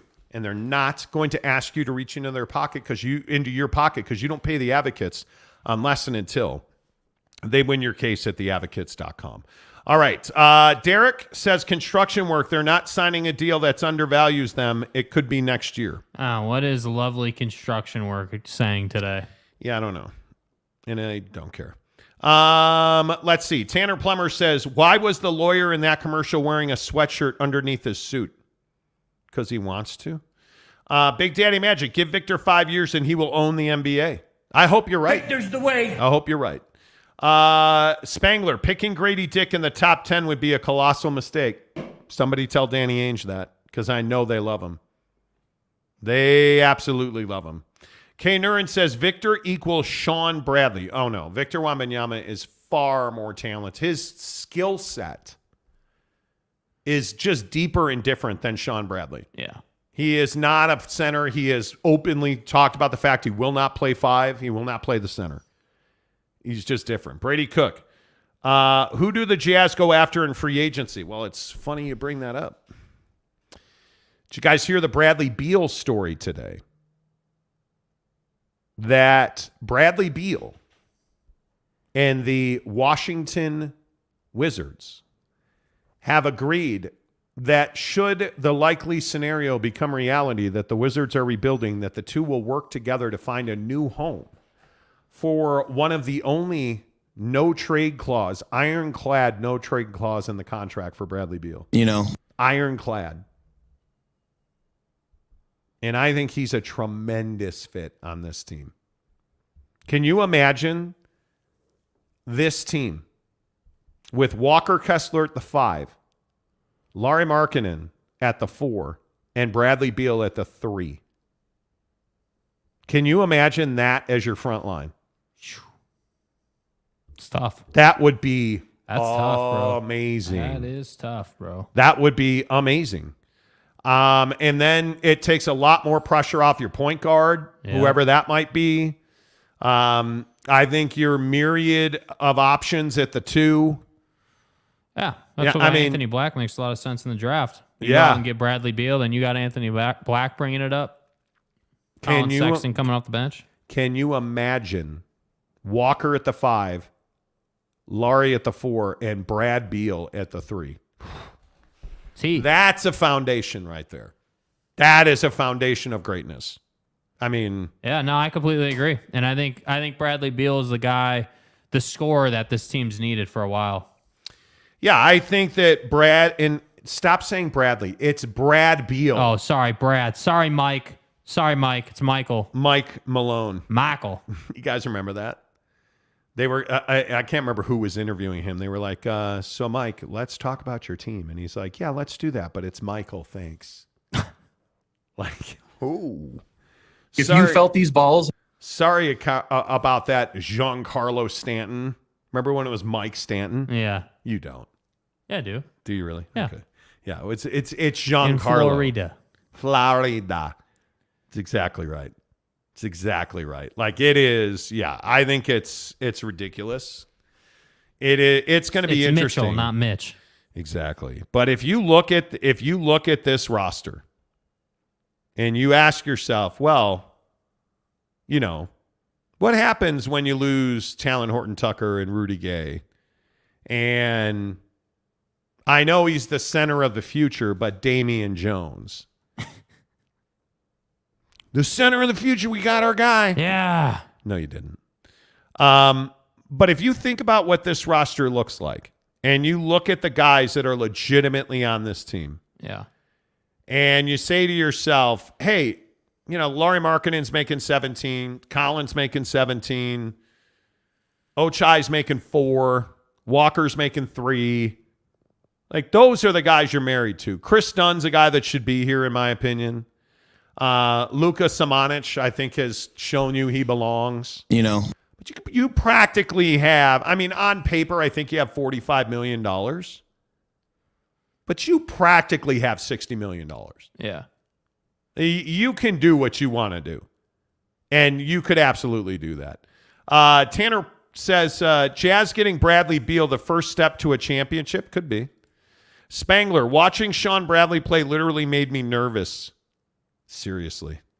What a terrible story. Lee Jensen, but did we want his contract and no trade clause problems? I mean, if the guy, I would have to believe he's fully engaged and ready to rock and roll. Yeah. Yeah. I think so. You have to be. I think so. Can't afford not to be. I think so. Adam Solomon. Oh, the NBA. Yesterday you said nobody watched San Diego State UConn because San Diego State was in it. That's not what we said. It's not what we said. The numbers are in. San Diego State UConn beat the NBA playoffs, all the games. Who said, okay, you should go back and watch the show yesterday because we never said that. And by the way, comparing the NBA to college basketball is not possible. There are two different games, two different genres, two different groups. Yeah, you're two comparing different demos. apples and cactuses. Yeah, there's no comparison at all. Salty Drunk, listen enough with the Walker Kareem Kessler talk. Yeah, seriously. Walker Kareem Kessler. What are you, nuts? Big Dog O-Town, that Bradley Beal deal should be Jazz priority question. Will he want to come here? Well, that's the real question. Would they have access to him? Well, probably not, because he's got a full no trade. OG Gary, VW at best will be Manute Bol. Likely case, Jag, Bust, and Aussie Greg Oden. I think Victor Wembanyama, I think the best case, he's a perennial all-star who's I don't see any way he ever becomes an NBA MVP. Why? Because his body and well, that's the X factor, right? But I think the other thing is I feel like there's a mental hesitation for him to do what's necessary to be the best. Well, because he already is saying, I won't play the 5. I won't play the 5. I won't play the 5. I won't play the 5. Well, bro, and I'm just asking, have you asked yourself, okay, you want to play the 4 then? right? You want to play the 4. Let's look at the NBA best power forwards. Let's just, because I'm guessing Victor Wembanyama after he searched best NBA power forwards, right? I'm guessing. Because how does he match up with Anthony Davis? And how does, if you look at Julius Randle will fuck him up. Dude, like, I'm just, tell me how you really feel, bro. I'm just asking. Now, Victor, look, dude, I love you, man. I don't, actually. I don't know you. I like you. How are you going to guard Giannis? You don't want to be a 5. You want to play the 4. Don't you know who I am? How are you going to guard Giannis? By the way, when they pick and roll that ass into Drew Holiday, now what? Because you don't want to be a 5, so you don't want to play Bropez. I'm just curious. How are you, and I know it's a crazy question, how are you going to guard a guy like Karl Anthony Towns, who's playing the 4 these days? How are you going to guard a guy like, well, he won't play, he's busy having sex, but Zion Williamson? How are you going to guard Jaren Jackson? How are you going to guard Scotty Barnes? Evan Mobley, John Collins? Like, how are you going to guard Julius Randle, or God forbid they wind up sicking you on Kyle Kuzma? I'm like, these are all different skill sets. And let's just stop. How are you stopping Lauri Markkanen? You're not. Because what are these dudes going to do? They're going to put their shoulder into your breasts, your chest. They're going to knock you over. And you're not going to get the call because you're a young foreign rookie. Okay, let's not even judge him on year 1.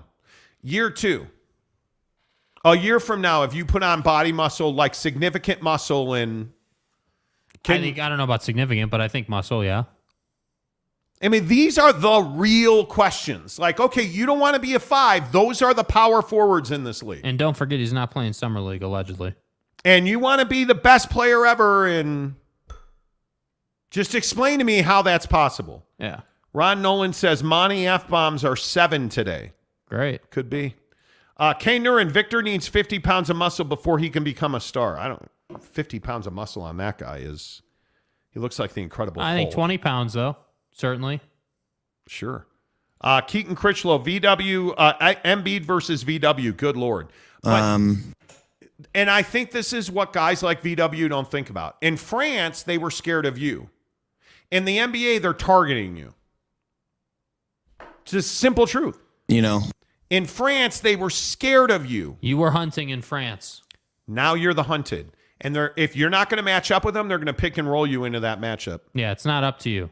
What are you going to do when LeBron James cruises up?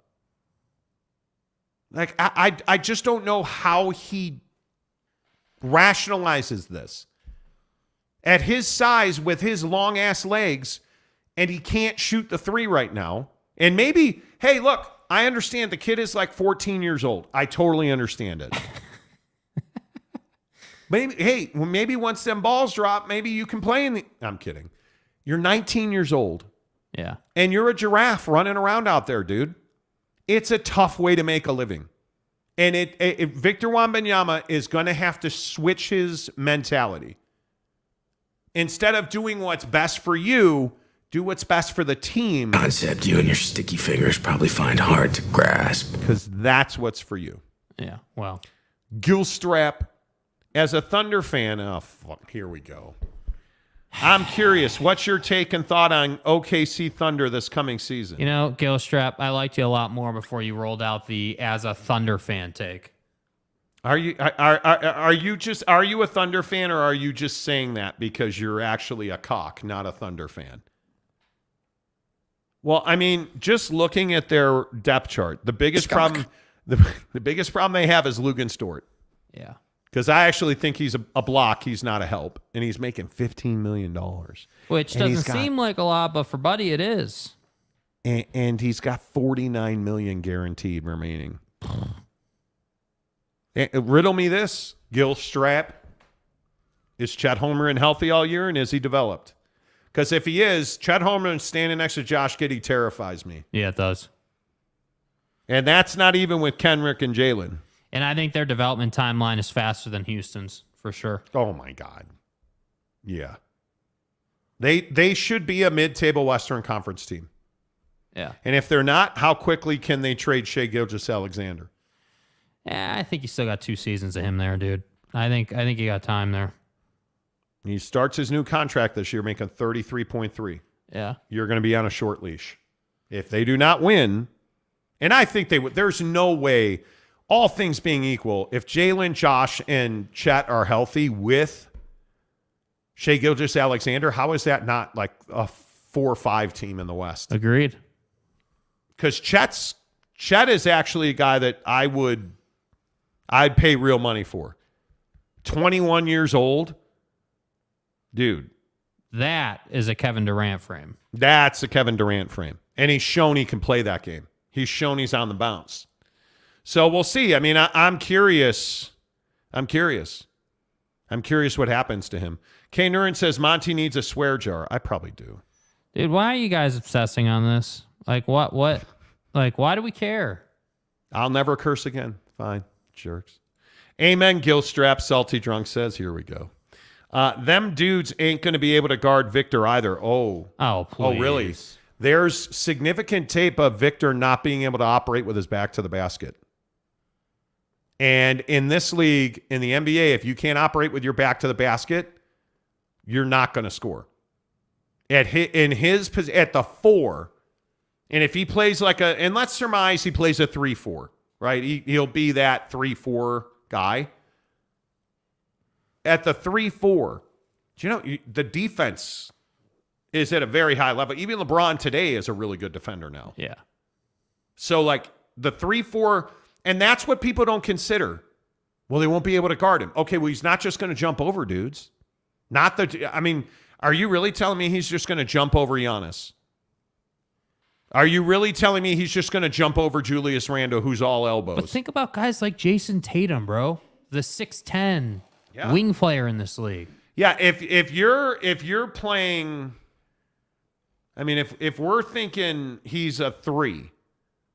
Now you got real problems, bro. He can't play the 3. Not in the league, man. Are you serious? You might be able to get that done overseas, but not in the NBA. I don't see any way. You're talking about Kawhi Leonard now. You're talking about DeMar and Tatum and LeBron and Brandon Ingram and Mikal Bridges and Andrew Wiggins and best players in the league. OG man. Anunoby. You're talking about having to deal with. Do you want Victor Wembanyama to go up against a Dylan Brooks? That's not a matchup I would want for him. It's just not. Do you want him going up against a guy like a Stayward? Okay, I shouldn't. I should not have. Look at me. Could he get by Sadiq Bey or Salt Bay? I would not want him playing the 3. Nah, because he can't defend Jason Tatum. Can he defend Kawhi Leonard? Can he defend LeBron James? No. Can he defend Jason Tatum? No. Well, nobody has been able to defend those guys. Okay, second cut. DeMar DeRozan. No. Kevin Durant. No. Devin Booker. Hold on. You just rolled out Kevin Durant in the second cut. Yeah, as a 3. What do you mean as a 3? Well, he's technically a power forward. Okay. Is he better than Kevin Durant or Kawhi Leonard? Right now, you wouldn't take Kevin? Fuck, no! You taking Kawhi? Yes! Did you see your boy fail and sputter? Yeah, I know, because Kawhi did so much. When he was healthy, he was dominant. Well, but that isn't. They're old and broken down. I'm still taking Kawhi over Kevin. Dude. LeBron or Kawhi? LeBron. LeBron or Kevin? LeBron. LeBron or VW? Your mom. Case in point. Hey, you start talking shit. You know what I mean? But that's those are the conversations we're having. Those are the conversations we're having right now. Yeah. It's really difficult. It's really difficult to If you're Victor Wembanyama, where do you slot in? Like, that's the thing I don't understand. Yeah. But San Antonio is a big man factory, so they'll find a way. They'll find a way. You know, they will. They'll figure it out. But how come they haven't found a way in the last 5 years? Because they haven't had talent. No, I'm not playing this game with you. To what do I owe this pleasure? They haven't had any talent. Who's the kid that's in Atlanta now? Yeah, but come on. Come on, man. Come on. Come on, man. Come on. Come on, man. Come on. They've had talent. They've had talent. They haven't spent money. Call it what it is. I'm talking they have about not real spent talent, money, dude. Tom Dean says maybe VW just needs bucked up. I think he does. Oh, man. Yeah. I think he does. Guys, don't forget tomorrow, buckedup.com. 45% off the entire day. The biggest sale day of the year at buckedup.com is tomorrow, June 15th. 45% off. Use promo code Monty to get your extra 20% off at checkout at buckedup.com. Dudes, I'm telling you, here are my top products. Depending on what you do, workout or not, if you're trying to be healthier, creatine every single day. Yeah. Collagen peptides every single day. You need their greens every single day. All of it, 45% off tomorrow. Buckshot, it's a must. Work it into your daily repertoire every single day. Buckshot from Bucked Up. Clean, long-lasting energy shot. I'm telling you, it's 100 milligrams of caffeine, but it's got great ingredients, keeps you up and rolling every single day. 45% off tomorrow. All of their line of protein. If you're a gym guy, all of their proteins, 45% off tomorrow. If you're a gym clothing guy, if you're a jogger guy, 45% off tomorrow. Tapes, what do you bench? String tees, the classic, iconic now Bucked Up t-shirt, 45% do you off even tomorrow. live? Like, it is amazing to me. The sale that Bucked Up has going on tomorrow, you guys, it is the single greatest sale of the year. From Buck Bars, I'm telling you, they're BCAAs. They're racked BCAAs. You got to have it, 45% off. Their legendary Antler Velvet Extract, 45% off. It's all 45% off tomorrow, and that does not even account for their pre-workouts, their Woke AFs, their BAMFs. Yeah. It's all 45% off. Go and get it tomorrow, buckedup.com. If you've been thinking about the Pixie Pump that we've told you so much about, get the Watermelon Pixie Pump, 45% off tomorrow. It is the day of days at buckedup.com. I'm telling you guys, you can get the energy drinks, 45% off. I'm telling you. Giggity says, is there a preferred Bucked Up location to visit? Yes, the store in Orem, Utah. Tell them you heard about it on the Monty Show. The Monty program. It's phenomenal. Now, guys, remember that you do not get 20% off in store using promo code Monty because it's already discounted at the store level. Also, remember that when you go into the store, make sure you tell them, hey, Monty sent me in. Hey, Monty. You know, you guys support the Monty Show, so appreciate you guys doing that.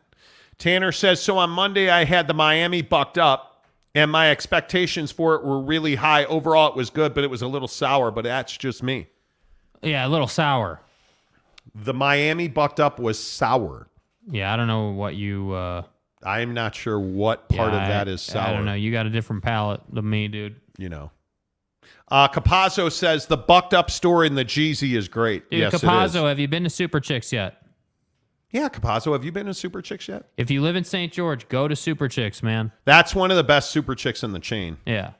Neville93 says, I wanted to ask you guys if you guys know how the Jazz who the Jazz are bringing in this year. I don't think you'll know until after the draft because I think they are focused on making the right decisions in the draft. Well, the draft is always where this organization's faltered. I mean, that's, and I'm not historically, that's very back, true. Historically, this is where this draft is why Danny Ainge is here. That's what I'll say. It's why you brought the Aingeinator in, to get the draft right and to build your team. Yeah. Yep, I agree. Salty Drunk says, hey, Monty, Tanner gave permission for the voice to make a comeback. Guys. Can't do it, man. Cannot do it. Cannot do that voice related to Tanner. Capazzo says still have not been to Super Chicks. Ooh. Bro, you gotta get in there, Still man. have not You gotta been to get in there, Super bro. Chicks. Come on now. I'm telling you. Come on now. You guys got to be doing it. I think if I had to guess, I do think there's a 45% chance they trade the 9th pick. Yeah. I think there's a chance they do that. Because I think they are going to be aggressive. I think Jordan Clarkson won't be back. I think Rudy Gay. I think THC. Like, you're going to see significantly different names and faces in those horrendous uniforms. Yeah. But I think you're going to see they're going to be very systematic about their news rollouts. I think including things like the TV deal. I think the TV deal will be a massive rollout. I think they're it gonna has blow to that be. thing up. I think it has to be, and I think they know what that deal is now. But I could be wrong. All right. Okay. Let me ask you guys about which one? I think Jordan. Let's go Jordan. Time to piss some people off. 25 years ago today, the GOAT became the GOAT. Yeah. This is not a push-off. Is this the dagger? This is not a push-off. I'm sorry to tell you. Yeah. This is not a push-off. And I think when you look at Russell, notice something. I just want you to look at his pelvis. Sorry. Look at his hips. Look at where are they going? Where are they going? Well, they're going an opposite direction of where Michael Jordan's right foot is going. And believe it or not, and I know people will doubt me on this, I've had this conversation with Michael Jordan once. And I've never thought about this until, and this was during my time at Sporting News Radio, I believe. But if you look at, and this is probably the best shot of it, his hand is not fully on Russ's ass. Yeah. It's not like a full push and grab. And the other thing is, in this shot, I think it's clearly seen. Jordan's got the brakes on right there, and Russ is starting to run. And it's not a push-off. Yeah. And the bottom line is he still had to make the shot. And by the way, the play was over after Jordan's first step because that's the only way you get in that position as a defender. Yeah, he was by him. Yeah. But, I mean, I think you look at that right there. Look at Russ is running and Jordan is stopped. You cannot cross over as a defender. You can't do that. No. Look at his hips and shoulders are turned. He's running the other direction, bro. And Jordan's got the brakes on his right foot. Like and I understand why Jazz fans want to say that that's a push off. That's a push off. Waves in opposition. Not a push off. No. What it is, though, is the single greatest shot in NBA history. It's just the facts of the case. Salty Drunk, that's your biomechanics expert now, Monty. Is there nothing you can't do? Nothing. Just ask your wife. Oh. Hey-o! Damn. Come on, that was a little funny. Greg Hawkins, LMAO, wrong market to be talking about this play. Facts. Mike Phillips, the heartbreaking thing is that there were still 3 seconds left and Stockton got a great look at a three and barely missed it. Yeah. Giggity, NBA logo should be changed to that image. Agreed. Don't disagree. J.K. Marshall, MJ was the best. Yes, he was. Capazzo, straight up push off. The clip is what PG-13 has used to perfect it. I agree with you. PG-13's push off is elite. Right, but I mean, I don't see how his push off can be elite when Joe Ingles lives in his head rent free. What a joke. Joe Ingles. It's PG. He owns him. Yeah. He owns him. Yeah. Gilstrap. says no push off there. MJ worked, buddy. Gary says no push off. I agree. Tanner says Jordan was the GOAT, but that shot is in a lot of people's mind. Yeah, well. I agree. Gary says 45% off everything. Buckedup.com tomorrow. Boom. Absolutely. Absolutely right. Hot take. The Bulls still would have won. Yeah, they would have. Salty Drunk. That's your clickbait right there, Monty. Well played, sir. I don't think that's a hot take, Greg. Utah is cursed. Oh, God. Why do all of our Utah listeners be like, oh, man, dude, 1984, that was the last moment of joy I ever had as a sports fan. Michael Jordan ruined my life. I named my daughter Kesley Paxson because of that game. Dude. Kesley. Jazz fans are just impossible with Jordan, dude. Capasso says, got to go to shift change, fellas. Thanks for a great showgram today. Thanks, Capasso. Good to see you, buddy. Gilstrap. Jordan was once asked if his 95 Bulls team could beat LeBron's Lakers, and he said yes, but it would be very close. When asked why, Jordan responded, well, we are a lot older now. See what he did there. Big Dog O-Town. Key point is in this silly debate, he made the shot and no push-off. Thank you. Brady Cook, when do the Jazz announce their TV deal? Not soon enough. Yeah, exactly. Not soon enough. Not soon enough. You know what? People have been telling us that, I know that they have talked to several people, but their two main contenders are the KSL network and Ion Scripts. And I would love it to be announced now. Mm-hmm. I think before Pie and Beer Day, they will announce it. Victor would have blocked that shot. No, Victor would have been on the ground. Victor wasn't even boiling in his dad's bag yet. It was 25 years ago. Tanner Plummer, have you looked at the history of Utah sports? A compelling argument can be made that Utah is cursed. No.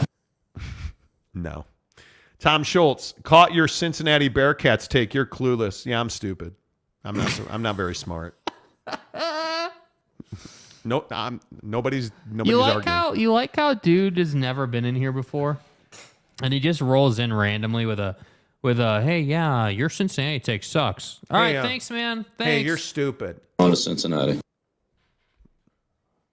I'm happy to debate you on Cincinnati. It's an easy debate, dude. What's your take? Do you think Kenyon Martin? And his leg is still broken. And Luke Fickle is at the Brat Stop in Kenosha. On to Cincinnati. Hey, but we'll see. Time will tell. Derek Roche, the Jazz and the Pack are in the same media deal meetings. Wow. Tom Schultz says, long-time lurker. Bring it. Dude, nobody here hates Cincinnati. Every Cincinnati fan is triggered. No, every Cincinnati fan has little brother syndrome. Luke Fickle's a prick. He wasn't the reason we won. Yeah, okay. Sorry if you're offended by that. No. Not today, Tom. Not today. Welcome to the chat, Tom. Don't let the door hit you on the way out. Damn, bro. Now. You can still push someone while they're running. Well, you shouldn't have been running, and it wouldn't have mattered. All right. Real quick, PXG golf clubs. Have you guys ever been fitted for clubs? Not before today. Jake got fitted for PXG clubs today. Mm-hmm. Jake spent $3,000 on golf clubs today. $3,100. Oh, I'm sorry. $3,000 on golf clubs today. Thank you. And they don't make him better, apparently. Allegedly. What'd you think of the fitting? Yeah, I mean, I thought it was interesting. You know, I think that there are definitely aspects of golf clubs that you need to be right. I mean, you know, it was really interesting. Like, I'm not a nerd on golf clubs yet. I don't fully understand everything that the guy's talking about, but right.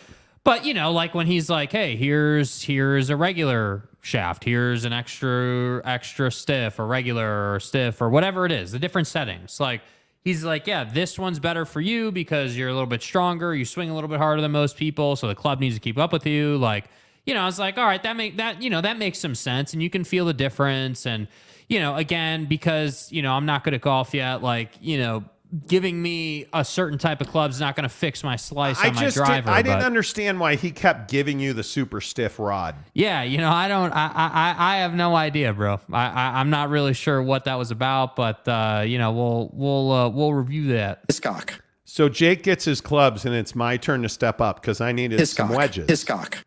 That I did not get. So the guy hands me a 7-iron. Now, you're a graphite shaft guy, right? Because you've already got a set of PXGs. I'm a graphite guy. And he hands you a steel. He hands me a steel shaft 7-iron. Regular stiffness. Step up to the plate, Mofo. Step up to the plate. Swing the hell out of that club. Snap the shaft in half. Literally. I don't know what happened, and I'm sure it's just that club was worn out. That's not the story I'm going with.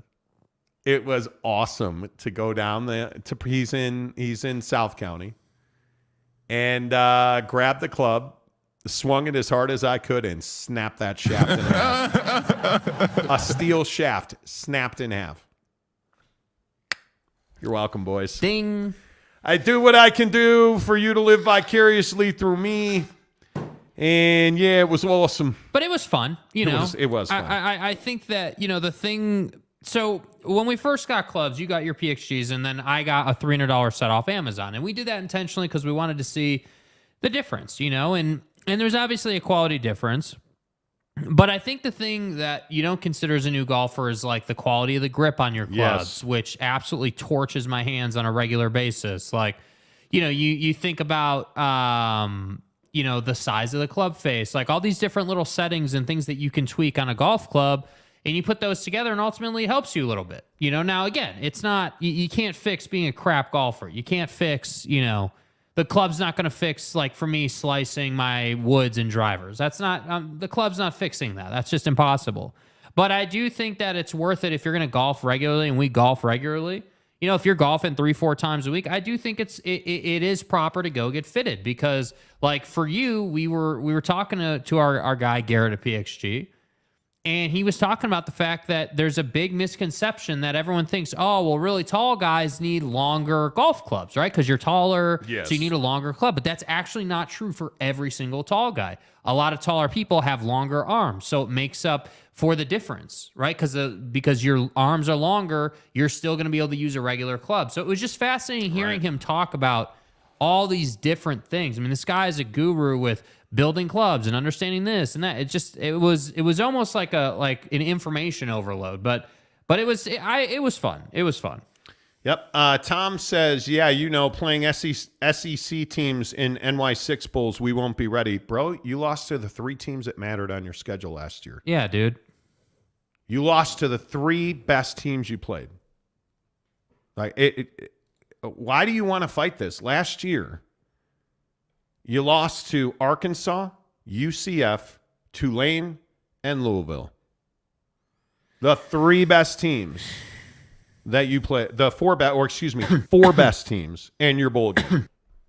And I don't understand this about Louisville fans. What is it about Louisville in 2021? You went 13-1 and you play in the American, and you got destroyed by Alabama in the Cotton Bowl. You were never in the game. And what was your best win that year? Miami, Murray State, okay. East Carolina, SMU, Tulsa, Tulane, Navy, UCF. And, you beat Houston in the American Championship game. And then you showed up at the Cotton Bowl and got fucking waxed. And this is the thing I don't understand, dude. It's not like you repeatedly, like, oh man, every single year we have shown that we belong. Throw out 2020. Okay, everybody throws out 2020. Right? You went 7-2 in the American in 2019. And I still maintain you lost the only game that mattered at Ohio State. And you didn't lose it by a little bit, I might add. No, 42-0. And then you lost back-to-back to Memphis. And congratulations for beating BC. Like, you don't have some track record of, holy shit, we've got to have them in our conference. I don't understand how Cincinnati's not in the SEC. What's up, motherfuckers? Why can't we just truth tell? You guys have had a solid G5 small conference lifestyle. That's the truth about Cincinnati football. You didn't play anybody. And then you showed up against Alabama and you got your ass kicked. Trust me, I know. I'm a Notre Dame fan. We don't play anybody, and then we showed up with Manti Te'o's dead girlfriend against Alabama, and we got our ass kicked. This is Coach Saban. But I'm not the one sitting here saying Notre Dame, best school in the world, man. Disrespected. No, you're not, Cincinnati. You're not disrespected. People just tell the truth and you get pissed off about it. Facts of the case, dude. You're not better than BYU. You're not better than, are you better than Houston? Okay, cool. I'll give you that. Congratulations. You're better than Houston at football. Wow, man. Fuck, you're amazing. I don't understand this about Cincinnati. It's the same thing I say about Utah fan. Every time most Utah fans roll in, you don't know what you're talking about. And here's the problem for Cincinnati fan. Utah is 10 times better than Cincinnati. 10 times better. And what does Cincinnati fan always do? Wow, Utah. Nothing, Utah. Utah's got back-to-back Pac-12 championships. They beat USC multiple times consecutively, and they went to the Rose Bowl, and they took Ohio State to the limit. Yeah. It wasn't 42-0. Like, I hate that we can't have honest conversations about teams. Cincinnati does not suck. You haven't played anybody. You didn't earn your spot. You didn't earn your spot. It's plain and simple. That's what it is. You didn't earn your spot. You're Cincinnati. You're a mid-major. You're tiny. Okay, congratulations. You're about to suck for the next 5 years because you just walked into the big boy conference. Too bad. You just walked into the big boy's bathroom now. Okay, the urinals aren't low down here anymore. They're way the fuck up here, and you don't have a stool. I'm so tired of defensive, likes to fight Cincinnati fan. You have no idea what the truth is about your school. No idea. Same thing I say to everybody but USC fans because they're legitimately good. Everybody but Georgia fans because they're legitimately good. Cincinnati fan, dude. Houston fan, dude. Even if you'd like to be. Ole Miss fan. Ole Miss fan, dude. 2 words, lane train. That's who you are. Tarmac. Right? That's who you are. Cincinnati fan? Probably don't want to watch the Big Ten this. Just turn the shit up. Like, don't even turn on the Big Ten network, man. Please. Please. People Myron. Please. Don't. Because Luke Fickell got out at the exact right. Do you think if, wait a minute. Cincinnati's so good, why did Luke Fickell leave? I mean, it's the Natty. Nobody leaves the Natty. Nobody. He went to a better program because guess what? Wisconsin's a better program than Cincinnati. It's a better program. I guess that's Pac-10. Okay, I feel better. Yes, Utah State fan. Why don't we ever get respect? Dallin Levitt came here. Yeah, exactly. Dallin Levitt. Congratulations. Dallin Levitt. Tom Schultz. Hilarious. Pac-12 wins with a limping USC. A limping USC. They have the Heisman Trophy. A limping USC? A limping USC. Right. Do you watch football? Yeah. A limping. Do you know how good USC was last year? And they're way better this year. You show up to USC this year, dude. They'll drop 60 on Cincinnati. Don't get off the bus. Yeah. Because your mom's going to cry. I'm serious. Don't get off the bus. I need to go home. Your mother will go home. When's the parade for USC, dude? Yeah. Because you're ripping... Venice parade. Hey, Cincinnati fan, you're ripping USC? Venice parade. Dude, I'm serious. There's free rehab in this country, bro. No. You're really Cincinnati fan. Hey, Cincinnati fan, you're really ripping USC. Do you have no idea who you are, where you are? Do you have no, like... No, I guess not. There's a lot of things you can say about this show. That we're biased to USC is about the last fucking thing anybody would say about this show. Yeah. Nobody, oh man, that show is so, fight on, bro. Nobody will ever say that about this show. Nobody. Because somebody can't say a nice thing, cannot bring himself to say a nice thing about Lincoln Riley. Oh dear. Oh my. And you want to come in here and turn this little clan into the defenders of Troy. Thank you for that.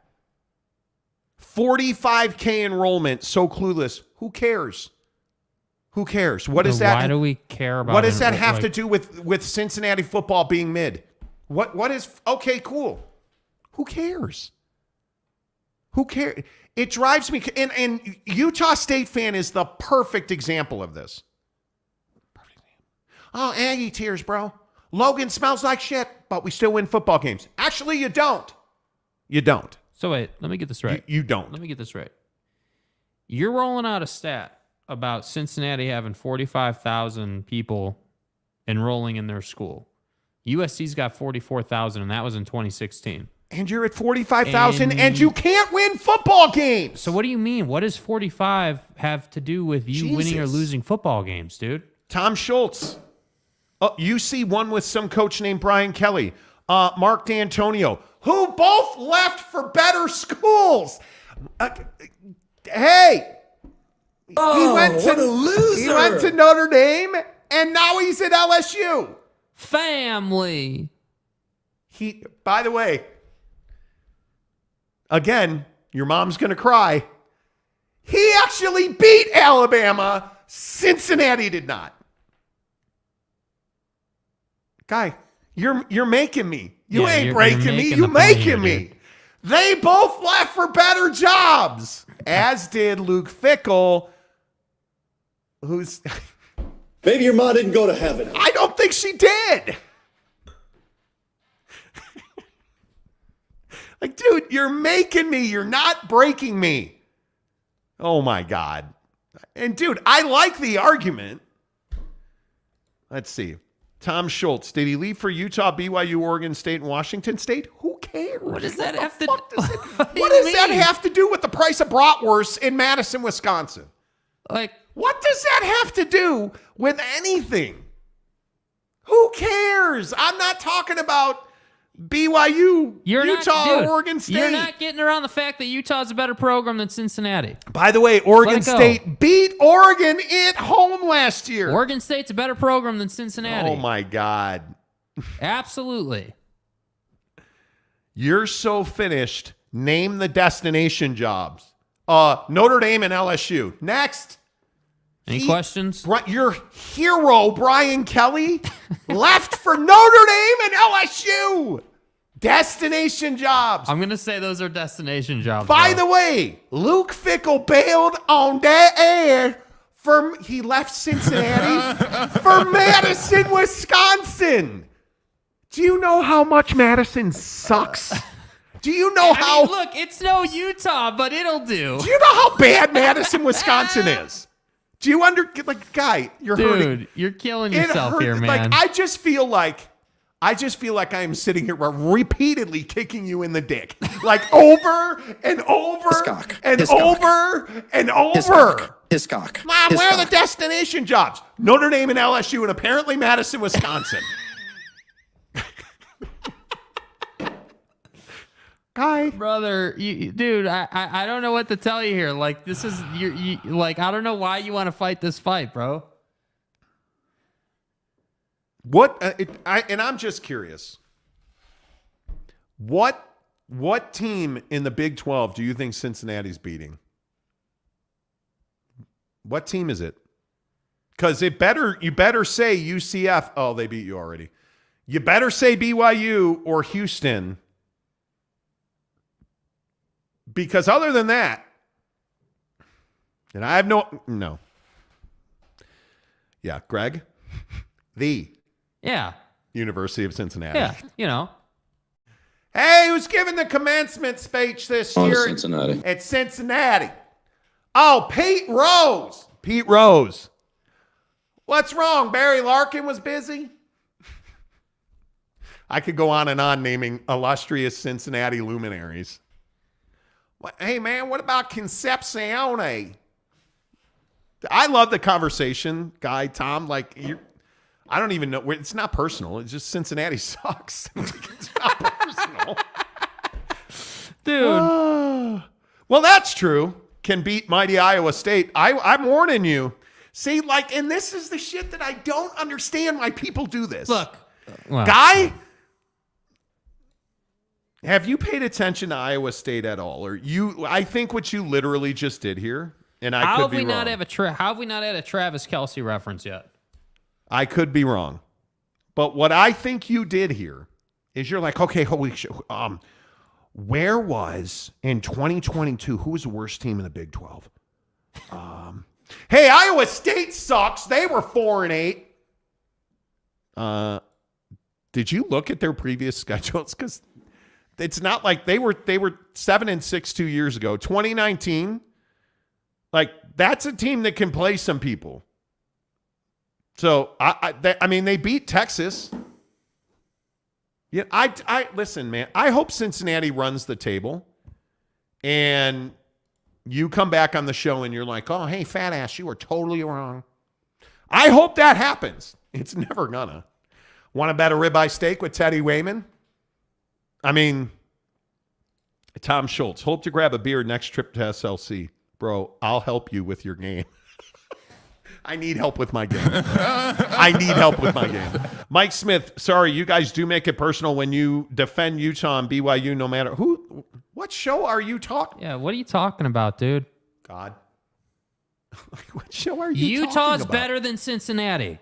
There's no getting around that. BYU right now is level with Cincinnati.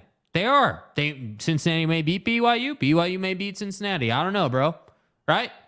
Luke Fickell, Cincinnati was better than BYU in Utah. Yeah, absolutely. This is what's so funny about this. You guys endlessly why defend is this Utah and rocket BYU. science? Nobody on this show endlessly defends anybody. There's no question. Utah is a team that was before the college football playoff and all the changes and everything, was getting to the Rose Bowl every year. They lost the Rose Bowl. Original BCS buster. But there's no getting around it, dude. Get off your damn high horse. Utah's a good football team. They will regularly beat most of the Pac-12. Now, throw them up against Georgia. Now, I know Utah's no Cincinnati, but they'll give Georgia a hell of a game, dude. They'll give Georgia a hell of a game. Yeah. Listen, hell out of here. We defend them to the death. I think Utah's in a very precarious situation. I think Utah has found their way in the biggest of games on their schedule. They should have beat Florida. They didn't. Hopefully they beat Florida this year if you're a Utah fan. I'm not particularly a Utah fan or a BYU fan. What do you mean? Dude, what do you mean? When's the last time Utah made a playoff game? Okay, you understand that this is a team that was, if I have to explain Utah football history to people, great. Cincinnati made one playoff. They were gifted it, and it was widely accepted that they didn't earn that spot, dude. So if you want to die on that hill, you're more than welcome to, bro. Are we really being criticized for defending the back-to-back Pac-12 champion Utah Utes? What are we even doing? I don't know. Tom Schultz, great conversation, dude. Yeah. Appreciate the passion. Always love the fire. Next time you're in this neck of the woods, feel free. Let's golf. Yeah, I'd play around with you, bro. Golf's on us. Yeah. I mean, I disagree with your Cincinnati take, but I'm sure, we could play golf together. Yeah, I don't know. See, the LDS bias. Oh, that's what it is. I'm not Mormon, It's dude. the Mormons. I'm not Mormon. We're not even from Utah, bro. This is a national show. Like, we're not even doing Yeah. It's okay. We love you guys. It's good. Man, we appreciate everybody that's here. Greg Hawkins, LOL, these Big 12 dudes trying to talk about Utah football as though they're experts. Like, you have no idea what you're talking about. You know. Anyway. Tom Schultz says, sounds great. Thanks for the banter. We're jacked for the Big 12, as you should be. Yeah, Love I it. agree with that. Yeah. Absolutely love it. The Monty Show, as always, presented by our good friends at The Advocates, theadvocates.com, the best injury attorneys in the business. Until tomorrow. Say goodbye, Jake. Goodbye, Jake.